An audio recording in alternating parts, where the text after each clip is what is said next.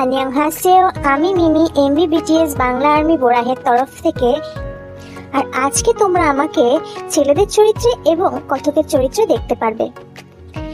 High, আমি মিষ্টি টেকো club story থেকে। আজকে তোমরা আমাকে সমস্ত মেয়েদের চরিত্রে দেখতে পাবে। একে অপরকে আষ্টে পিষ্টে জড়িয়ে ধরে শুয়ে আছে জাংকুক আর তেইয়ং। আদরে আদরে ভরিয়ে দিচ্ছে জাংকুক তেইয়ংকে। দুজনের গায়ে একটা সুতো অবশিষ্ট নেই। বেশ মধুর ভালোবাসায় পরিপূর্ণ একটা মুহূর্ত কাটাচ্ছে দুজন। সেই ভিডিও ফুটেজটি সামনে টিভির পর্দায় প্লে হচ্ছে। ভিডিও ফুটেজটি ঘোলাটে করা, তবে জাংকুক আর তের চেহারা খানিকটা বোঝা যাচ্ছে। জাংকুক আর তের ঠোঁটের গভীর চুম্বনের মুহূর্তে এসে ভিডিওটি পজ করা হলো। হলে উপস্থিত সবাই বেশ উৎসুক দৃষ্টিতে এই মিলন দৃশ্যটি দেখে যাচ্ছিল। অনেকে তো আবার অবাক হচ্ছিল এসব অশ্লীলতা দেখে।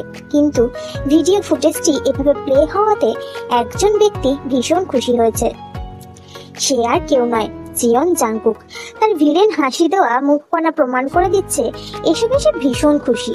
অনুষ্ঠান বাড়ির এক কোনায় হলুদ শাড়ি পরে দাঁড়িয়ে অঝোর ধারায় কেটে যাচ্ছি আমি। সারা গায়ে আমার কাঁচা ফুলের সাজ, কিন্তু তবুও শ্বাসটা যেন বৃথা মনে হচ্ছে। বিয়ের কোণের এমন অশ্লীল ভিডিও সবার সামনে চললে কোণের যেই অবস্থা হওয়া উচিত ঠিক সেই অবস্থায় হয়েছে আমার।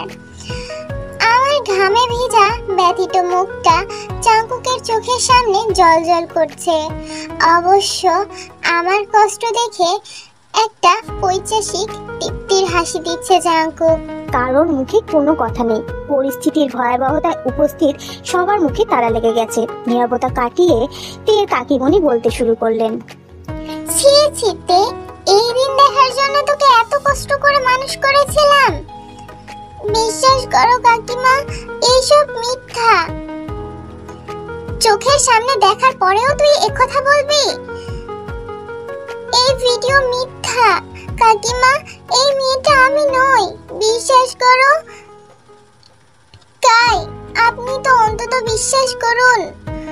কাই কিছু বলতে যাবে তার আগে জাংকুক আমাকে হ্যাঁচকা টান দিয়ে তার বুকের সাথে মিশিয়ে নিল। নিজেকে ছাড়ানোর জন্য ধস্তাধস্তি করছি, কিন্তু জাংকুকের বাহুডোর থেকে নিজেকে সরাতে পারছি না। পাশে দাঁড়িয়ে থাকা কাই চেঁচিয়ে উঠল, ছাড়ুন তেইয়ংকে। বলা নেই কওয়া নেই কোথা থেকে এসে অসভ্যতা করছেন, ছাড়ুন বলছি। হু আর ইউ? জিয়ন জাংকুককে প্রশ্ন করার সাহস কোথায় পেলে? তেইয়ংকে ছাড়ুন বলছি, নইলে আমি এখনই পুলিশ ডাকবো। তাইকে থামিয়ে দিয়ে নিজেই বলতে শুরু করলাম, আমাকে ছাড়ুন। আমার গায়ে হলুদে অনুষ্ঠানে এসে যা সিন ক্রিয়েট করার তা তো করেইছেন, এখন এখান থেকে বিদায় হন। এসব তুমি কি বলছো জান? তুমি কি ওদের সবাইকে ভয় পাচ্ছ? ভয় পেয়ে আমাদের ভালোবাসার কথা অস্বীকার করছো? কি সব বলছেন আপনি? ভয় আপনাকে? আর আমাদের ভালোবাসা, আমাদের মধ্যে এমন ধরনের কোনো সম্পর্কই নেই। ছাড়ুন আমাকে। একদম ভয় পেও না জান, এরা আমাদের কিচ্ছু করতে পারবে না। তোমার বয়ফ্রেন্ডের এত টাকা আর পাওয়ার আছে যে এখানে দাঁড়িয়ে দাঁড়িয়ে উপস্থিত সবাইকে সে কিনে ফেলতে পারবে। চুপ করুন আপনি, এখান থেকে বেরিয়ে যান। নিজেকে জাংকুকের বাহুডোর থেকে ছাড়িয়ে সামনে যেতেই জাংকুক আবারও আমার হাত ধরে টান দিয়ে নিজের সাথে মিশিয়ে নেয়। জাংকুকের বুকে এসে পড়তেই জাংকুক তার এক হাত দিয়ে আমার কোমর চেপে ধরে। আমি কিছু করার আগে জাংকুক আমার ঠোঁট দুটো তার ঠোঁটের দখলে নিয়ে নেয়। উপস্থিত সবার চোখ কোটর থেকে বেরিয়ে যাওয়ার উপক্রম। গায়ে হলুদে আসা আত্মীয়রা ফ্রিতে তামাশা দেখছে আর ঠাট্টা বিদ্রুপ করছে। দৃশ্যটা তাদের সর্বোচ্চ বিনোদন দিচ্ছে। কাইয়ের একটা ফোন কল আসাতে সে একটু দূরে গিয়েছিল। ফোন রেখে অনুষ্ঠান বাড়ির ভেতরে আসতেই তে আর জাংকুকে চুম্বনরত অবস্থায় দেখে কাইয়ের মাথাটায় রক্ত উঠে গেল। কাই এক ছুটে গিয়ে জাংকুককে ধাক্কা দিয়ে তে আর জাংকুককে আলাদা করলো। টাল সামলাতে না পেরে তে মেঝেতে পড়ে যায়।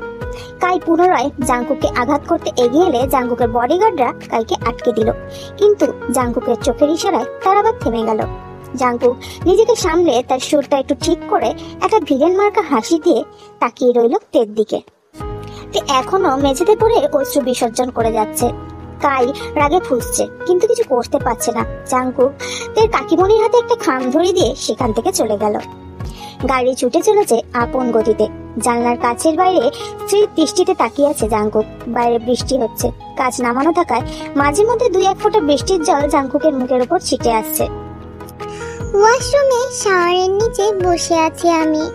শরীরে লেগে থাকা হলুদগুলো জলের স্রোতের সাথে ধুয়ে যাচ্ছে। একটু আগে নিচে যেই ড্রামাটা হলো সেটার কথা ভাবতেই আমার চোখ ভিজে যাচ্ছে। প্রত্যেকটা মেয়ের জীবনে তার বিয়ে সবচেয়ে সুন্দর মুহূর্তের একটি দিন।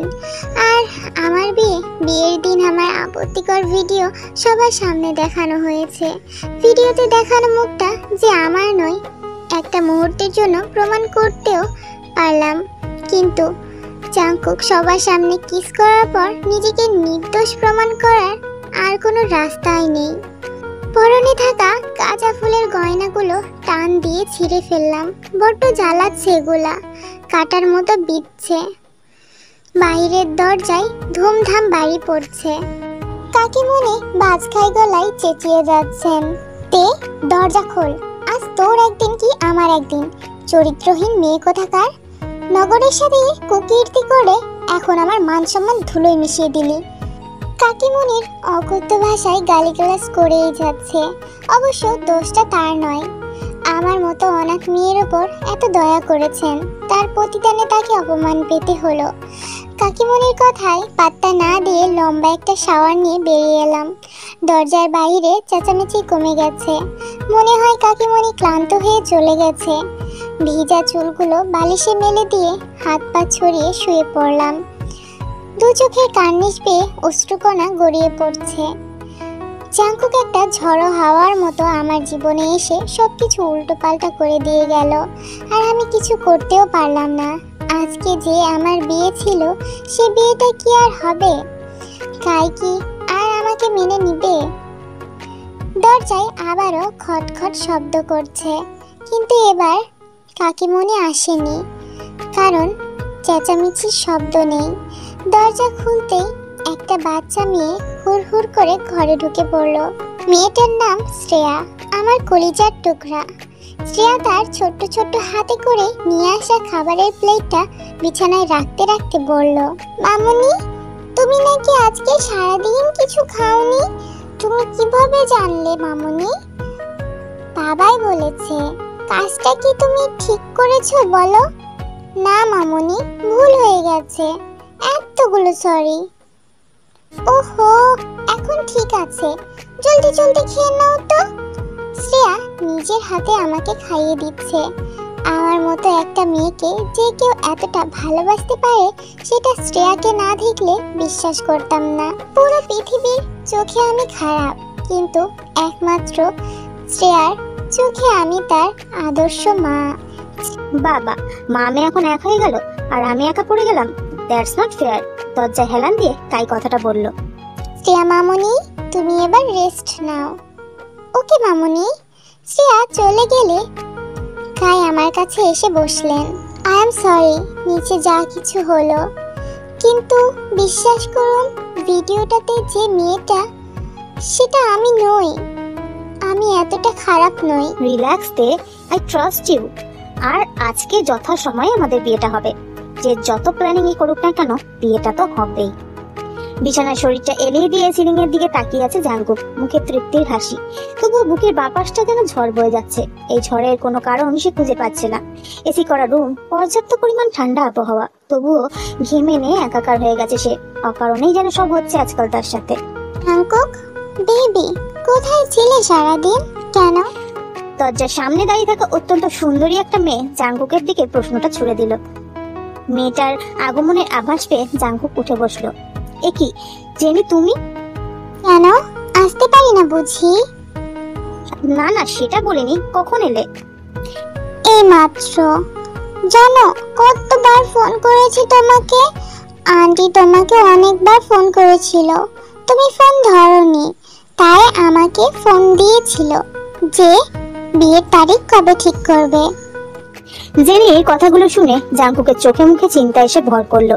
কিছুক্ষণ চিন্তিত হয়ে বসে থেকে জাংকুক উত্তর দিল, লোক জেনি, কিছুদিন আমি খুব বিজি থাকবো, তাই এখন বিয়েটা করা সম্ভব হচ্ছে না। 2 মাস সময় পেলে খুব ভালো হতো। জাংকুকের মুখে 2 মাস ওয়েট করার কথা শুনে জেনির মনটা খারাপ হয়ে গেল, কিছু না বলে হাসি মুখে মেনে নিল। সত্য হলেও ভালোবাসার মানুষটার আবদার বলে কথা। 2 হাত দিয়ে নিজের অর্ধনগ্ন দেহটা ঢাকার বৃথা চেষ্টা করছি। পরনের লাল বেনারসি শাড়িটা আঁচল ছিঁড়ে মেঝেতে পড়ে আছে। ব্লাউজের বাম কাঁধের অনেকটা ছিঁড়ে কাঁধ দেখা যাচ্ছে। কান্না করার ফলে 2 চোখের কাজল লেপটে একাকার হয়ে গেছে।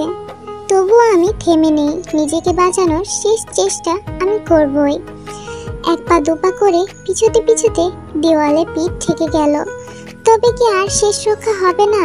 আমি কি পারবো না নিজেকে রক্ষা করতে? জাংকুক আমার থেকে মাত্র 1 হাত দূরত্বে দাঁড়িয়ে আছে। ভয়ে হাতটা অসম্ভব দ্রুত বিট হচ্ছে। উনি 1 পা করে আমার দিকে এগিয়ে আসছে, তার সাথে শার্টের বোতামগুলো খুলছে। জাংকুকের এই রূপ আমার রুহ পর্যন্ত কাঁপিয়ে দিচ্ছে। কালকের ঘটনার ঠিক পরপরই আজকে এই ধাক্কা আমি সামলাতে হিমশিম খেয়ে যাচ্ছি। বন্ধ দরজার ভিতরে আছি আমি আর জাংকুক। এখান থেকে বের হওয়া অসম্ভব। দরজাটা ভিতর থেকে লক করে দিয়েছে জাংকুক।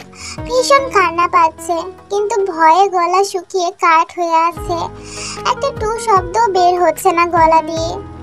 কিছুক্ষণ আগে জাংকুকের লোকজন আমাকে বিয়ে বাড়ি থেকে তুলে এনে এখানে ফেলে গেছে, আর এখন জাংকুক আমার সাথে জোরপূর্বক শারীরিক সম্পর্ক করার চেষ্টা করছে। জাংকুক আর আমার মাঝে দূরত্ব ক্রমশ কমে আসছে।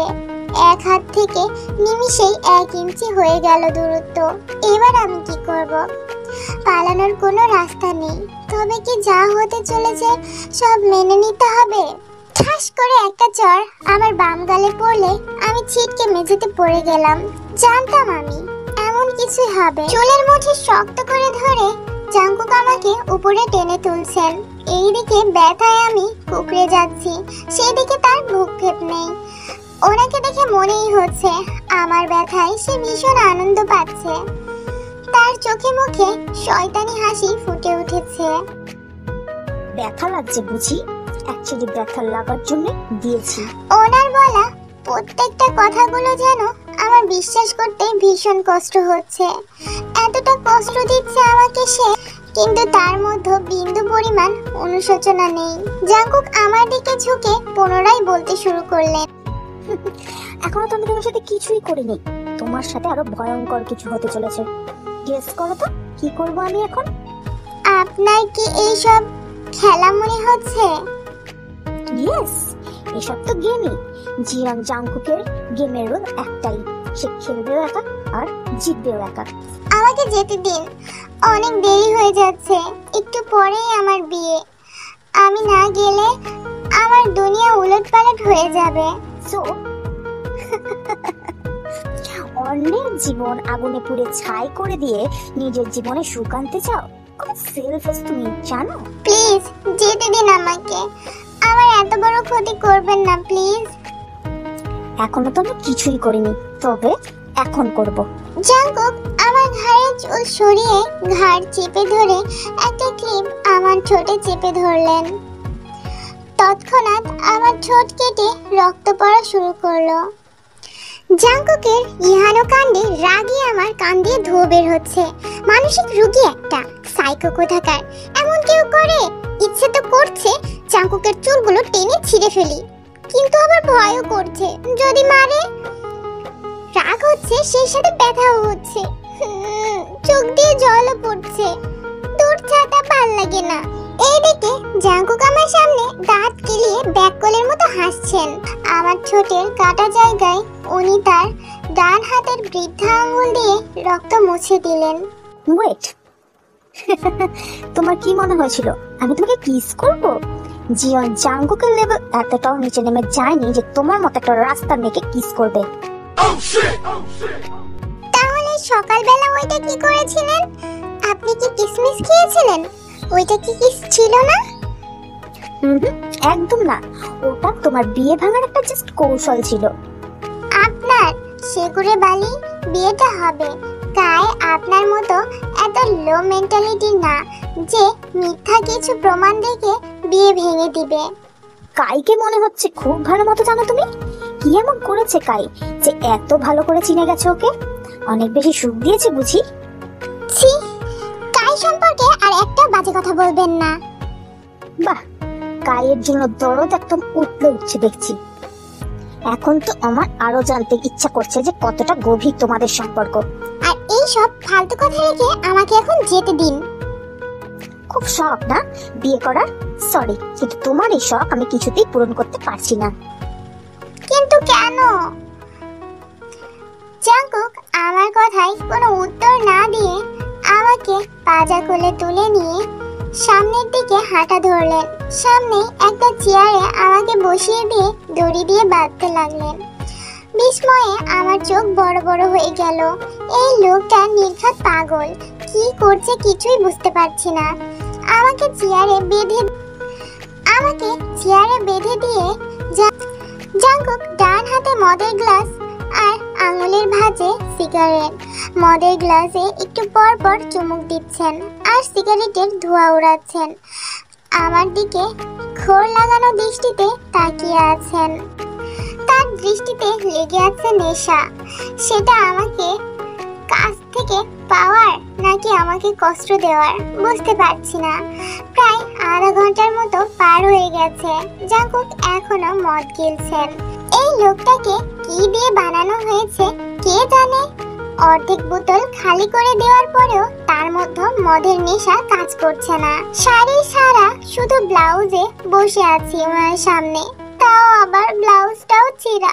ভীষণ অস্বস্তি হচ্ছে আমার। এই ঘরে কোনো ঘড়ি নেই, তবে আন্দাজ করতে পারছি বিয়ের সময় হয়তোবা পার হয়ে গেছে। অস্বস্তি কাটিয়ে আমি বলতে শুরু করলাম, আমার বাঁধন খুলে আমাকে যেতে দিন প্লিজ, বিয়ের সময় পার হয়ে যাচ্ছে। কাইকে কিভাবে ফাঁসিয়েছো?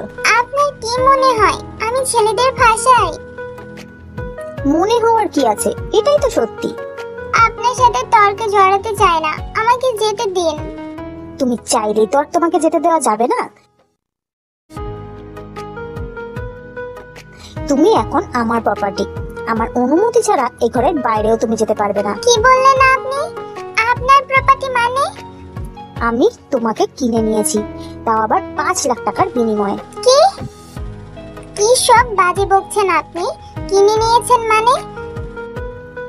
সকালে তোমার এই কাকিমণির হাতে যে এনভেলপটা দিয়েছিলাম ওতে 5 লাখ টাকার চেক ছিল, সাথে তোমাকে কিনে নেওয়ার কন্ট্রাক্টটাও ছিল। তোমার কাকিমণি সেটাতে সিগনেচারও করে দিয়েছে। ওদের কথায় আমার মাথা ঘুরছে। মনে হচ্ছে চারপাশটা অন্ধকার হয়ে আসছে। আমাকে কিনে নিয়েছে সে, আর কাকিমণি বিক্রি করে দিয়েছে। আমি কি মানুষ নাকি পণ্য? কি আবল তাবল বকছেন আপনি? আমি কেনা বেচার কোনো পণ্য নই, আমি রক্তে মাংসে গড়া মানুষ। So what? মানুষকে বুঝি কেনা যায় না? জাঙ্কুক, জিয়ন জাঙ্কুক তার টাকার জন্য সে সবকিছু করতে পারে। না পারে না, আমার ওপর কারো অধিকার নেই। কেউ আমাকে কিনতে বা বেচতে পারে না। কাকিমণি আমার আপন কেউ নয়, আর আমাকে বিক্রি করার তার কোনো অধিকার নেই। I have contract babes. আমি মানি না, আমাকে যেতে দিন। আমার ইচ্ছা ছাড়া তুমি এক পাও নড়তে পারবে না এখান থেকে। গুড নাইট বেবস, অনেক ঘুম পেয়েছে। আমি চেঁচামেচি করছি, কিন্তু জাঙ্কুক আমার প্রত্যেকটা কথা উপেক্ষা করে বিছানায় গা এলিয়ে দিলেন। অনেক ড্রিঙ্ক করার ফলে কিছুক্ষণের মধ্যেই ঘুমের দেশে তলিয়ে গেলেন। ভীষণ কান্না পাচ্ছে আমার। কিছু মুহূর্তে মধ্যে এইভাবে আমার জীবন উলটপালট হয়ে যাবে আমি কখনো স্বপ্নেও ভাবিনি। বিয়ে নিয়ে প্রত্যেকটা মেয়েরই হাজারটা স্বপ্ন থাকে, আর আমার বিয়ে আমার জীবনের সবচেয়ে বড় দুঃস্বপ্ন হয়ে দাঁড়িয়েছে। হেঁটে যাচ্ছে কষ্টে। শেষ পর্যন্ত বেচা কেনার পণ্য হতে হলো আমাকে। দু চোখ দিয়ে অশ্রু করারা বয়ে পড়ছে। শ্রেয়ার কথা মনে পড়ছে। জানি না আমাকে ছাড়া কি অবস্থা হচ্ছে ওর। একা ঘরে কান্না করলেও কেউ নেই শ্রেয়াকে দেখার। মনে হচ্ছে কেউ আমাকে জড়িয়ে ধরে ব্লাউজের হুক খুলছে। সারা রাত চেয়ারে বাঁধা অবস্থায় কান্না করেছি। একটু আগে চোখ লেগেছে। পিঠে লোকটার স্পর্শ ক্রমাগত বাড়তে থাকলে আমার ঘুম পুরোপুরি ছুটে যায়। চোখ খুলতেই দেখি জাঙ্কুক আমার উপরে আছুয়া হয়ে শুয়ে আছেন। আমি বিছানায় আছি। জাঙ্কুককে একটা ধাক্কা দিয়ে আমার উপর থেকে সরিয়ে আমি উঠে বসলাম। জাঙ্কুক এমনিতে ড্রাঙ্ক ছিল। ধাক্কা দেওয়াতে তাল সামলাতে না পেরে নিচে পড়ে যায়। ব্লাউজ কাঁধের উপর উঠিয়ে ব্ল্যাঙ্কেটটা দিয়ে গা জড়িয়ে কোনো মতে শরীরটা আড়াল করলাম। জাঙ্কুকের চোখ রক্তিম চোখে আমার দিকে তাকিয়ে আছে। চোখ দিয়েই মনে হচ্ছে আগুন ঝরছে, আর সেই আগুনে আমাকে ঝলসে দিবে। ভীষণ ভয় করছে। ওনার চোখ মুখ দেখে মনে হচ্ছে আবার কোনো শাস্তি দিবেন। জাঙ্কুক উঠে এসে আমার চুলের মুঠি চেপে ধরে দাঁতে দাঁত চেপে বললেন, অনেক সাহস হয়েছে না তোমার? আমাকে জাঙ্কুককে তুমি ধাক্কা দাও? সরি, আমি আপনাকে ধাক্কা দিতে চাইনি, কিন্তু আপনি যা করছেন সেটা ঠিক না। আপনাকে থামানোর জন্যই। চুপ, একদম চুপ। তোমাকে আমি কিনে নিয়েছি, আমার যা ইচ্ছা আমি তোমার সাথে তাই করবো। ধরায় ব্যথায় আমার চোখ দিয়ে জল পড়ছে। আমার উপর কারোর অধিকার নেই। আমাকে কেউ কিনতে বেচতে পারবে না। আমি কোনো পণ্য নই। না না, তুমি কোনো পণ্য তো নও, তবে তুমি আমার প্রপার্টি। একটা বিষয় ভেবে দেখেছো তুমি কতটা ভ্যালুলেস? তোমার দাম মাত্র 5 লাখ টাকা। এত কম দামি তুমি? কথাটা বলে জাঙ্কুক বিকট হাসলেন। Don't be silly babes. তোমার মতো একটা রাস্তার মেয়েকে জীবন জাঙ্কুক স্বপ্নেও তার বেড পার্টনার বানাবে না। সো নিজেকে এতটা ইম্পর্টেন্স দিও না। কেন আটকে রেখেছেন আমাকে? যেতে দিন, মুক্ত করে দিলেই তো পারেন। আমি মুক্তি চাই। জাঙ্কুকের কথায় আমার কান দিয়ে রক্ত বের হওয়ার উপক্রম। একটা মানুষ এতটা নিচু কিভাবে হতে পারে? নিজের সম্পর্কে এসব কথা শুনতে আমার ভীষণ কষ্ট হচ্ছে, কিন্তু কিছুই করতে পারছি না। বড্ড অসহায় মনে হচ্ছে নিজেকে। জাঙ্কুক আমার চুলের মুঠি ধরায় অবস্থায় কিছুক্ষণ আমার মুখের দিকে তাকিয়ে রইল। তার দৃষ্টিতে আমার জন্য এক আকাশ সমান ঘৃণা জমে আছে। এই ঘৃণা তার করা প্রত্যেকটি দুর্ব্যবহার থেকেও বেশি কষ্ট দিচ্ছে আমাকে। কিছুক্ষণ এভাবে থেকে উনি আমার চুল ছেড়ে দিয়ে ব্ল্যাঙ্কেট টান দিলেন। কি করছেন? দয়া করে আমার এত বড় সর্বনাশ করবেন না। তুমি আমার ভালোবাসা নও, তুমি আমার নেশা। ভালোবাসাকে ছেড়ে মানুষ বাঁচতে পারে, কিন্তু নেশাকে ছেড়ে বাঁচাটা অসম্ভব। তোমার নেশা করে আমি মরতে চাই। যেতে দিন আমাকে। আর যদি মুক্তি দিতে না পারেন তবে মেরে ফেলুন। তোমাকে আমি মরতে দেব না কখনো, আর শান্তিতে বাঁচতেও দেব না। কেন? জাঙ্কুক আমার প্রশ্নের উত্তর না দিয়ে ব্ল্যাঙ্কেটটা সরিয়ে আমার কাঁধটা উন্মুক্ত করলেন। আমি চোখ মুখ খিচে ধরে আছি।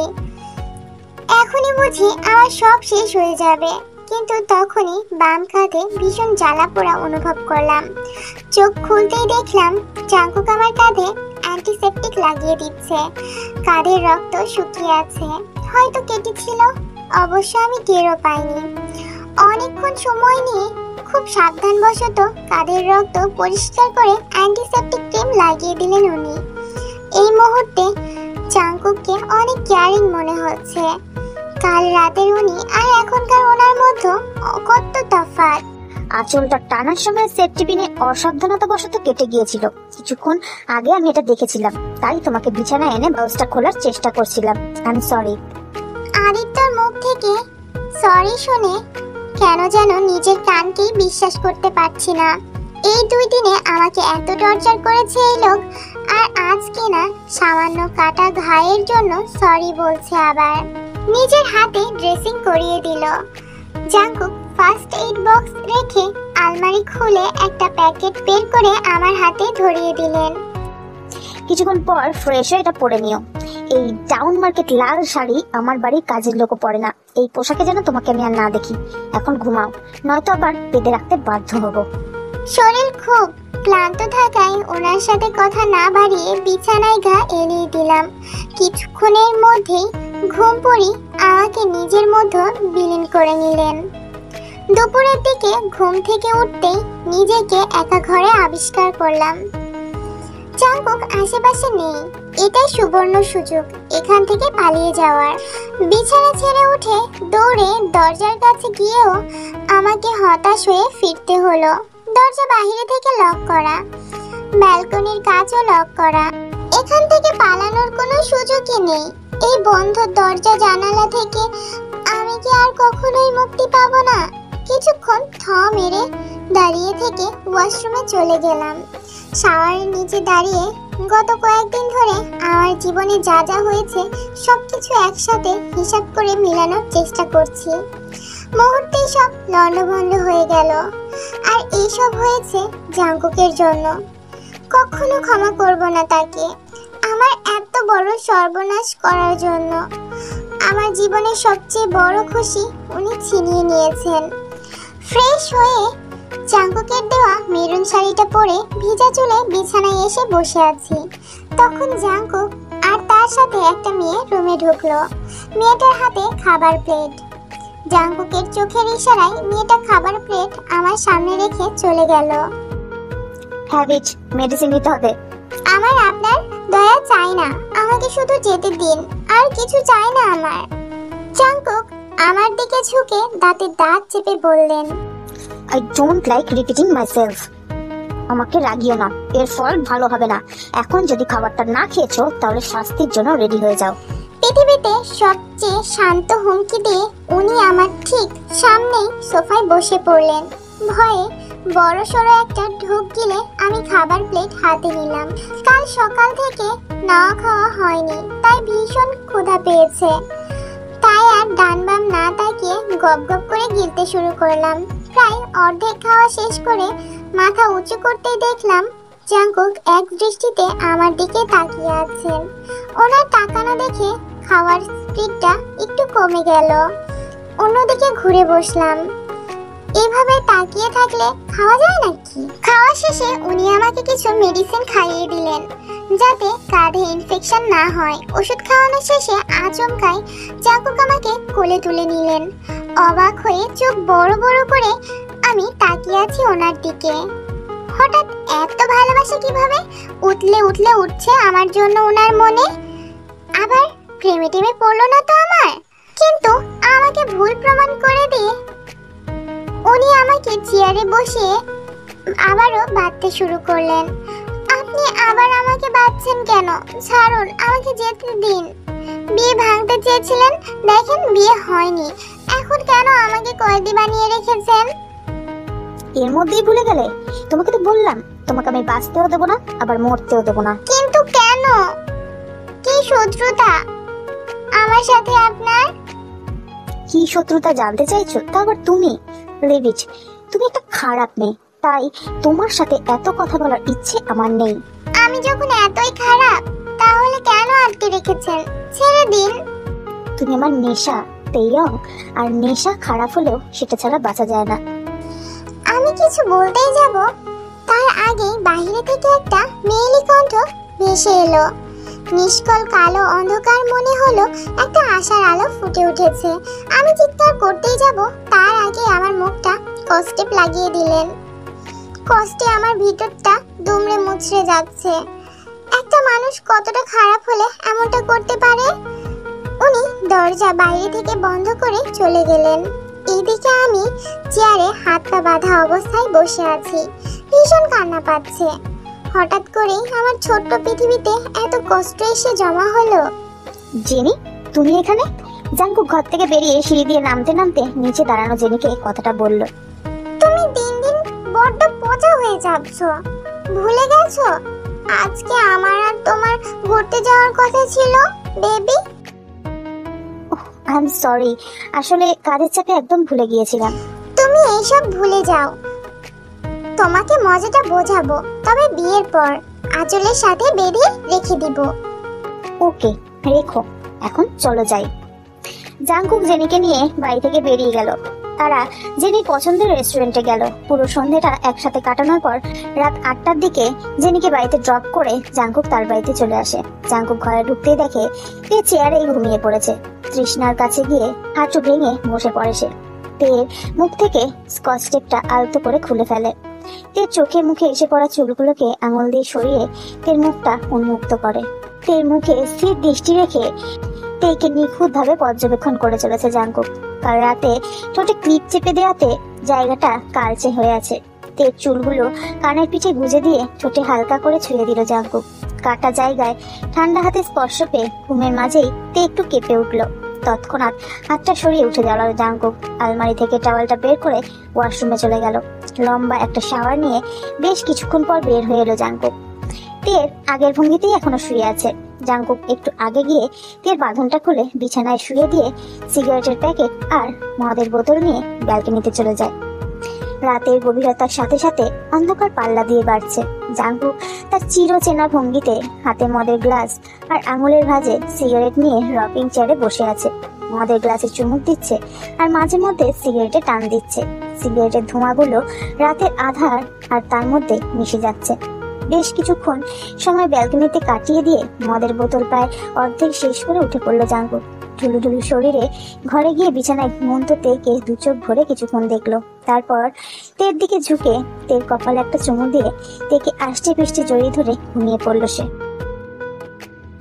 আমি নিজেকে আপনার কাছে বিক্রি করতে চাই, কিন্তু বিনিময়ে আমার অনেক টাকা চাই। জাঙ্কুকের বাড়ির দরজায় দাঁড়িয়ে জাঙ্কুককে তে কথাটা বলল। জাঙ্কুক অবাক হয়ে তাকিয়ে আছে তের দিকে। সে তার নিজের কানকে যেন বিশ্বাসই করতে পারছে না। তে এই মাত্র বলা কথাটা কি আদৌ ঠিক শুনছে সে? কোন খেয়ালে হারিয়ে গেলেন? আপনি তো কাকিমণিকে মাত্র 5 লক্ষ টাকা দিয়ে আমাকে কিনে নিয়েছিলেন, তাই না? কিন্তু আমি অতটাও ভ্যালুলেস নই যে আমার দাম মাত্র 5 লক্ষ টাকা হবে। দেখিয়ে তো দিলে নিজের আসল রূপটা। আমি জানতাম তুমি একটা খারাপ মেয়ে। Look, you proved me I am right. তুমি নিতান্ত লোভী আর সুবিধাবাদী একটা মেয়ে। আপনার এত কথা আমি শুনতে চাচ্ছি না। আমি শুধু টাকা চাই। যদি টাকা দিতে পারেন তবেই আপনার কাছে থাকবো আর আপনার সব কথা শুনবো, নয়তো পালিয়ে যাব এখান থেকে। অ্যামাউন্টটা বলো শুধু। 20 লাখ টাকা দিবেন আমাকে, বিনিময়ে আমি আপনার সব কথা শুনবো। এসে পড়লে তো নিজের লেভেলে। You are still valueless to me. পেয়ে যাবে তোমার টাকা। আজকে দিনের মধ্যে আমার 10 লক্ষ টাকা চাই। বাকি টাকাটা কিছুদিন পরে দিলেও হবে। জাঙ্কুক তের ব্যবহারে কিছুক্ষণ থম মেরে দাঁড়িয়ে তের মুখ বরাবর স্থির দৃষ্টি রাখে। তের এই রূপটা মেনে নিতে ভীষণ কষ্ট হচ্ছে। সে জানতো এটাই তের আসল রূপ, কিন্তু সেই রূপটা নিজের চোখে দেখতে তার কলিজাটা যেন ছিঁড়ে যাচ্ছে। তবুও নিজেকে যথাসম্ভব শান্ত রেখে জাঙ্কুক তের দিকে তাকিয়ে একটা তাচ্ছিল্যের হাসি হাসলো। দুপুরের মধ্যে 10 লাখ টাকা ক্যাশ পেয়ে যাবে। জাঙ্কুকের সাথে আর কথা না বাড়িয়ে উপরের ঘরে চলে এলাম, যেখানে আমাকে আটকে রাখা হয়েছিল। তের যাওয়ার দিকে এক দৃষ্টিতে তাকিয়ে আছে জাঙ্কুক। জীবনের দ্বিতীয় ধাক্কাটা সে আজ পেল তের আসল চেহারাটা দেখে।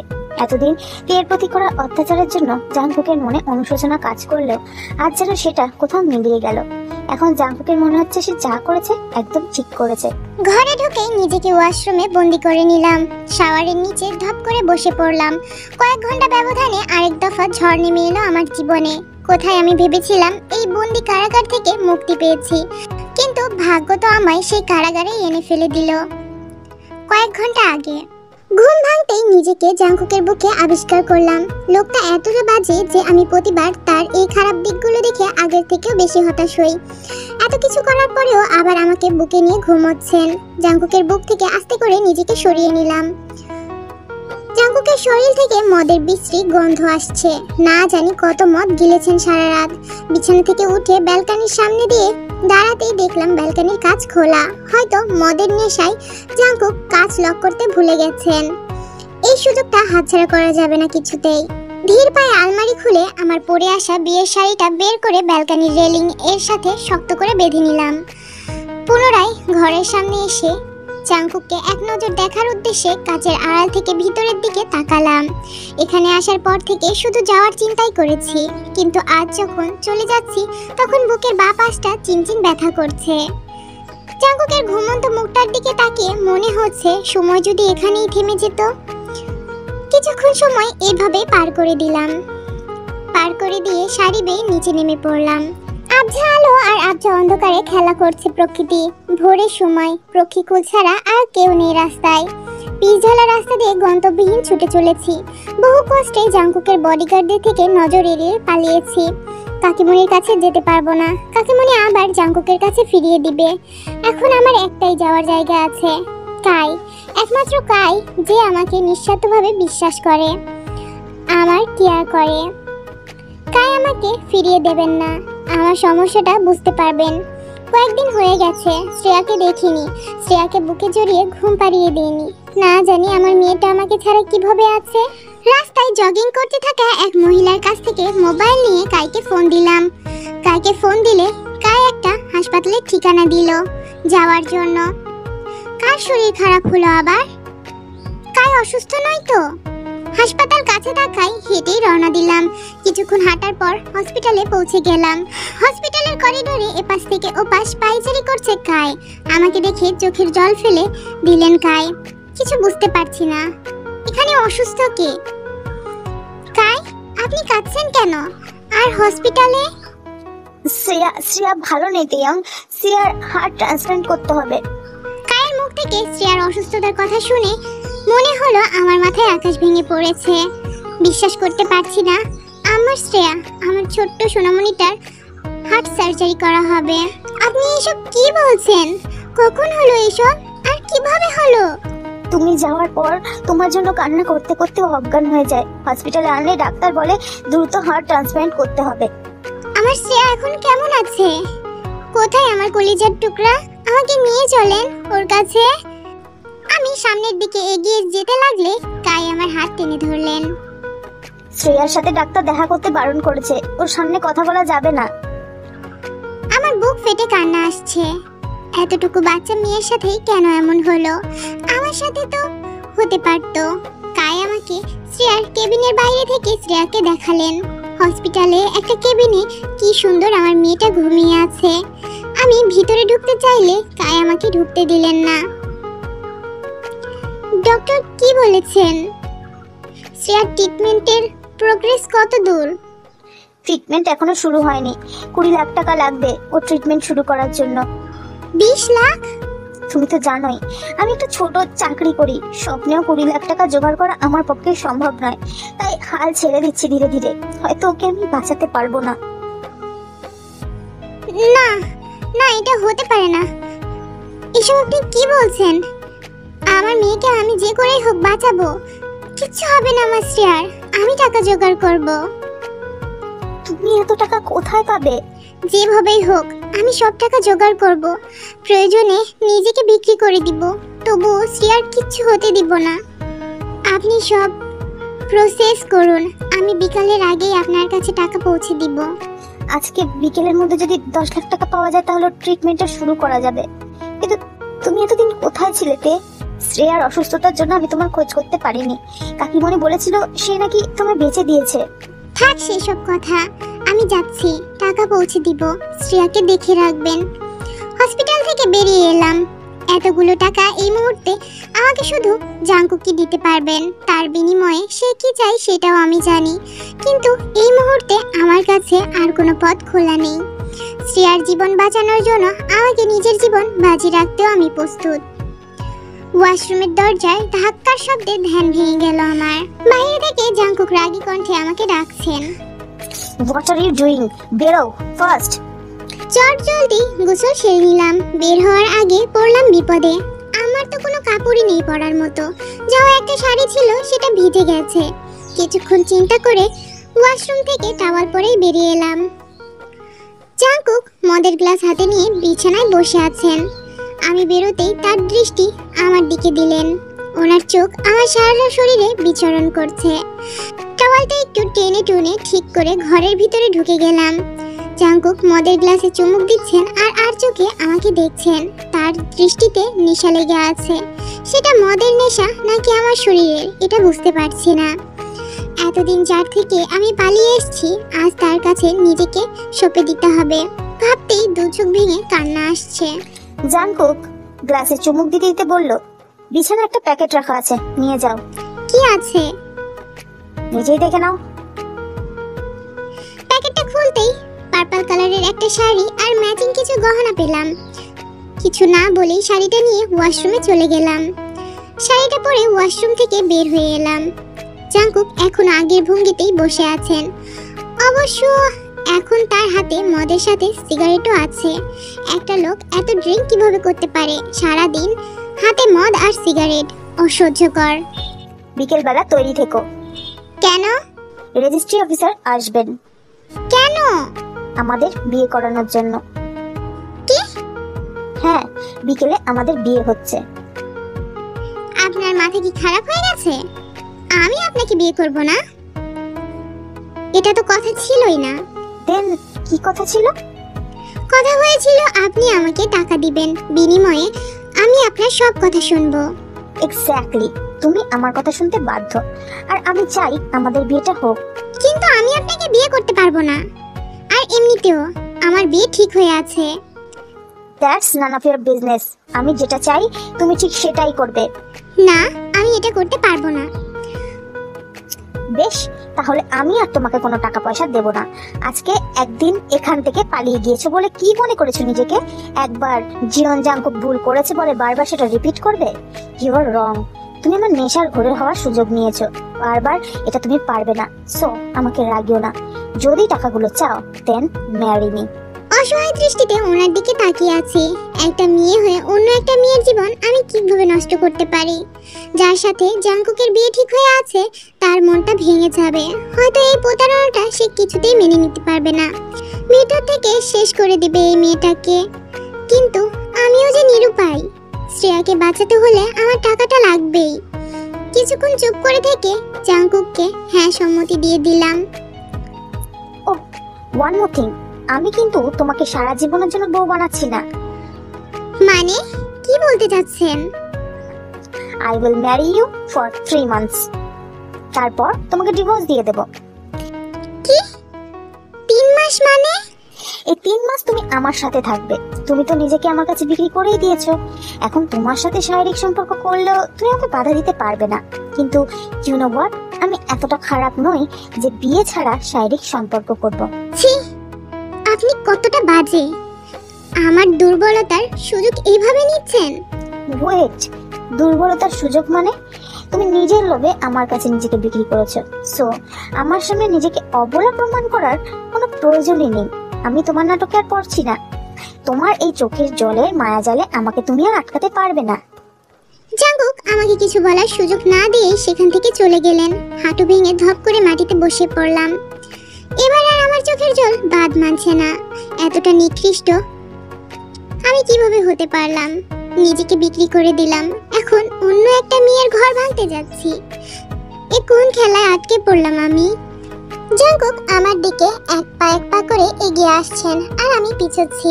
দেওয়ালে পিঠ থেকে গেলে জাঙ্কুক আচমকা আমার কোমর চেপে ধরলেন। অনেক চেষ্টা করছি চিৎকার করার, কিন্তু ভয়ে গলা দিয়ে একটা শব্দও বের হচ্ছে না। জাঙ্কুক আমাকে কোলে তুলে নিয়ে বিছানায় ফেলে দিলেন। কোমরে ভীষণ ব্যথা লেগেছে, কিন্তু সেই ব্যথা অগ্রাহ্য করে আমি পিছিয়ে যাচ্ছি। কিন্তু জাঙ্কুক আমাকে সেই সুযোগ না দিয়ে আমার হাত চেপে ধরলেন। তৎক্ষণাৎ আমার ঘুম ভেঙে গেল। চোখ খুলতেই জাঙ্কুককে আমার সামনে দেখে আমি হড়বড় করে শোয়া থেকে উঠে বসলাম। এসি অন করা ঘরে তবুও ঘেমে মেঘে একাকার হয়ে গেছে আমি।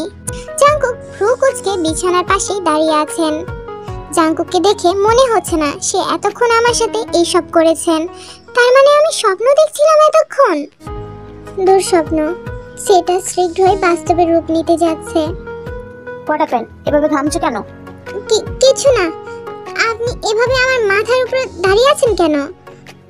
তুমি ঘুমের ঘরে কি বিড়বিড় করছিলে আর ঘেমে গিয়ে ভিজে গিয়েছিলে, সেটাই দেখতে এসেছিলাম তোমার কোনো প্রবলেম হচ্ছিল কিনা।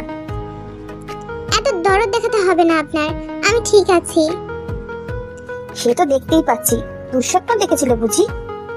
আমার জীবনটাই তো একটা দুঃস্বপ্ন বানিয়ে দিয়েছেন আপনি।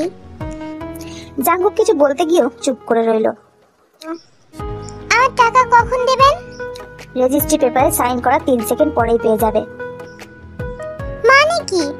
আমি বলেছিলাম আমার টাকাটা বিকালের আগেই লাগবে, আর আপনি এখন বলছেন পরে দিবেন? আমাকে আগেই টাকাটা দিতে হবে।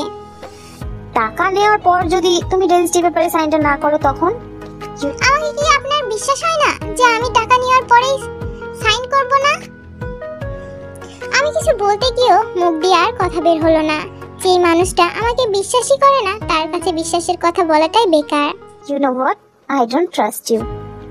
ঠিক আছে, আপনি বিয়ের প্রিপারেশন নিন, তবে চুক্তি অনুযায়ী রেজিস্ট্রি পেপারে সাইন করার ঠিক পরেই আমার টাকাটা চাই। ওকে, গেট রেডি। রেজিস্ট্রির অফিসার এক্ষুনি এসে পড়বেন। জাঙ্কুক আমার হাতে একটা প্যাকেট ধরিয়ে দিয়ে সেখান থেকে চলে গেলেন। ঘরের দরজা ভিতর থেকে লক করে প্যাকেটটা বিছানায় ছুঁড়ে ফেলে দিলাম। এমন বাজে একটা লোকের দেওয়া জিনিসের প্রতি আমার কোনো মোহ নেই। নিজের অসহায়ত্বের কাছে বাধা পড়েই এখানে পড়ে রয়েছি, তা না হলে এই মানুষটার কাছে কখনোই ফিরতাম না। টাওয়াল নিয়ে ওয়াশরুমে ঢুকে পড়লাম।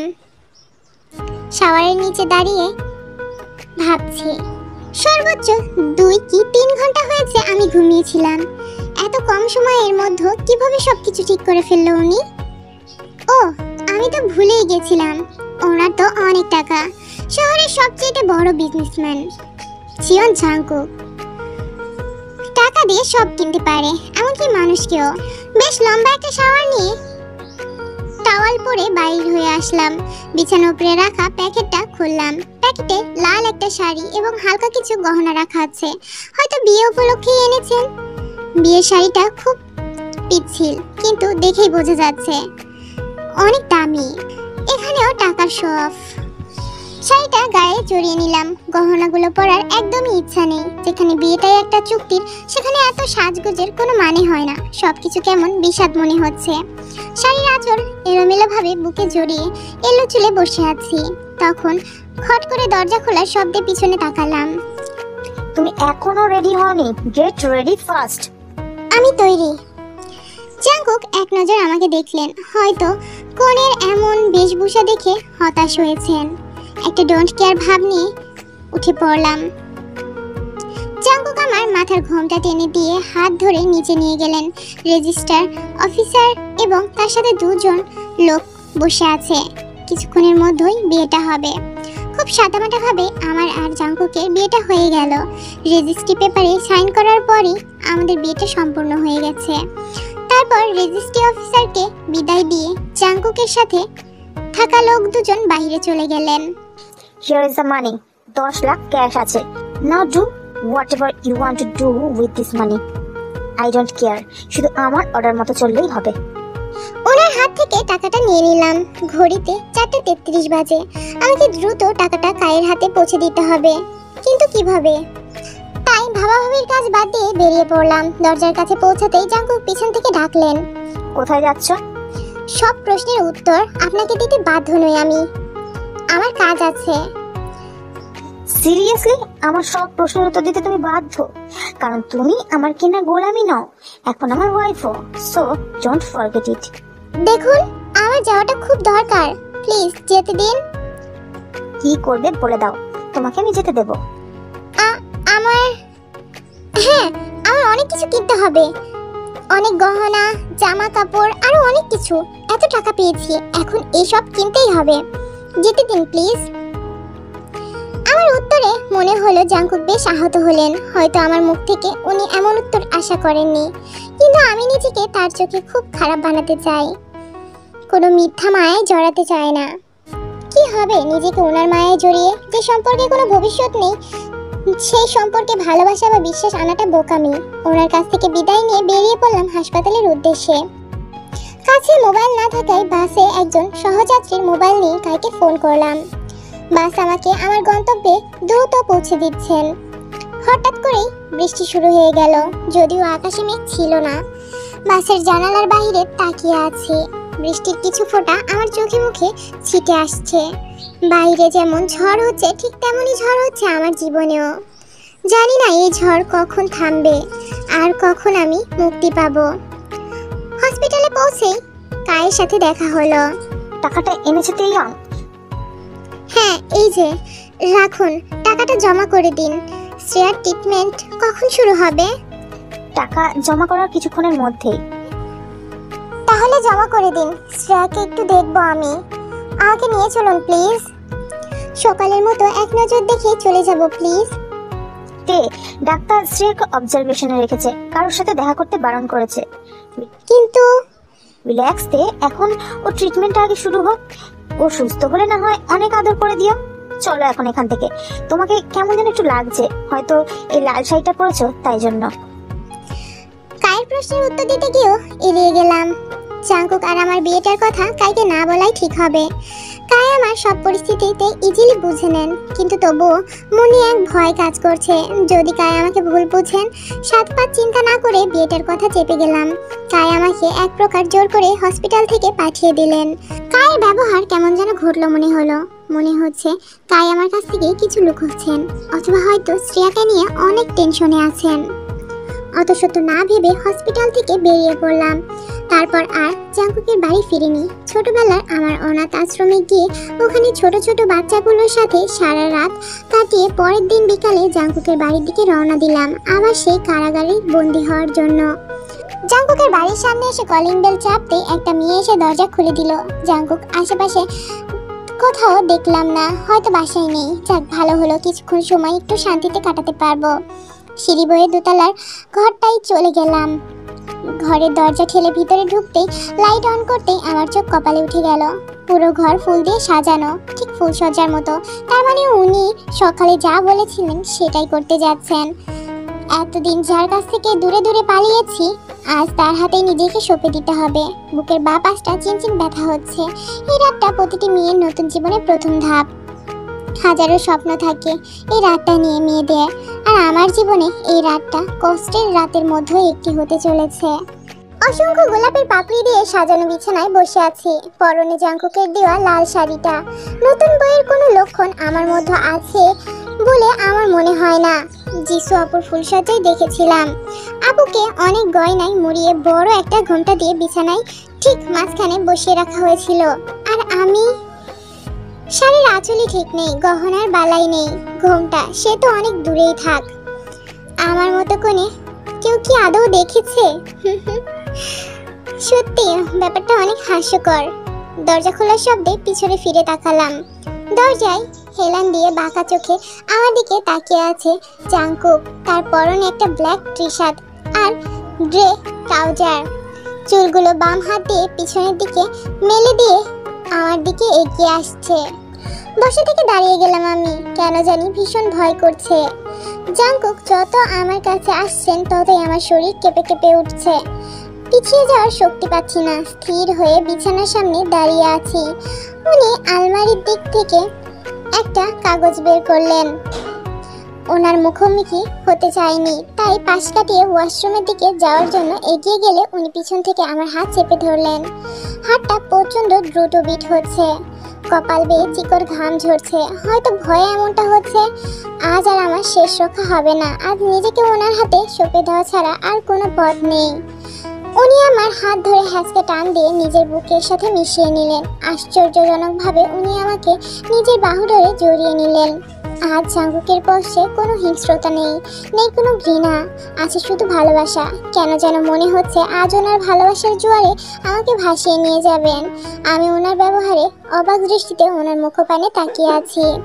উনি চোখ বন্ধ করে আছেন, কিন্তু সেই বন্ধ চোখের আড়ালে 2 ফোঁটা জল তার গাল বেয়ে পড়ছে। জাঙ্কুকের গালে হাত দিয়ে জল মুছে দিতে গেলে উনি চোখ খুলে ফেলেন। জাঙ্কুকের চোখে চোখ পড়তেই আমার আত্মা কেঁপে উঠল। ওনার চোখ দুটো রক্তবর্ণ ধারণ করে আছে, যেন চোখ দিয়ে আগুন ঝরছে। ভালোবাসার সিক্ত বাহুডর ক্রমশ কষ্টদায়ক শিকলে পরিণত হচ্ছে।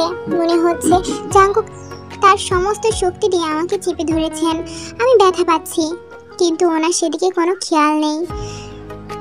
সে আগের মতোই রক্তচক্ষু নিয়ে আমার দিকে তাকিয়ে আছেন। আচমকা জাঙ্কুক আমাকে তার বুক থেকে সরিয়ে দিলেন, ধাক্কা দিয়ে নিচে ফেলে দিলেন।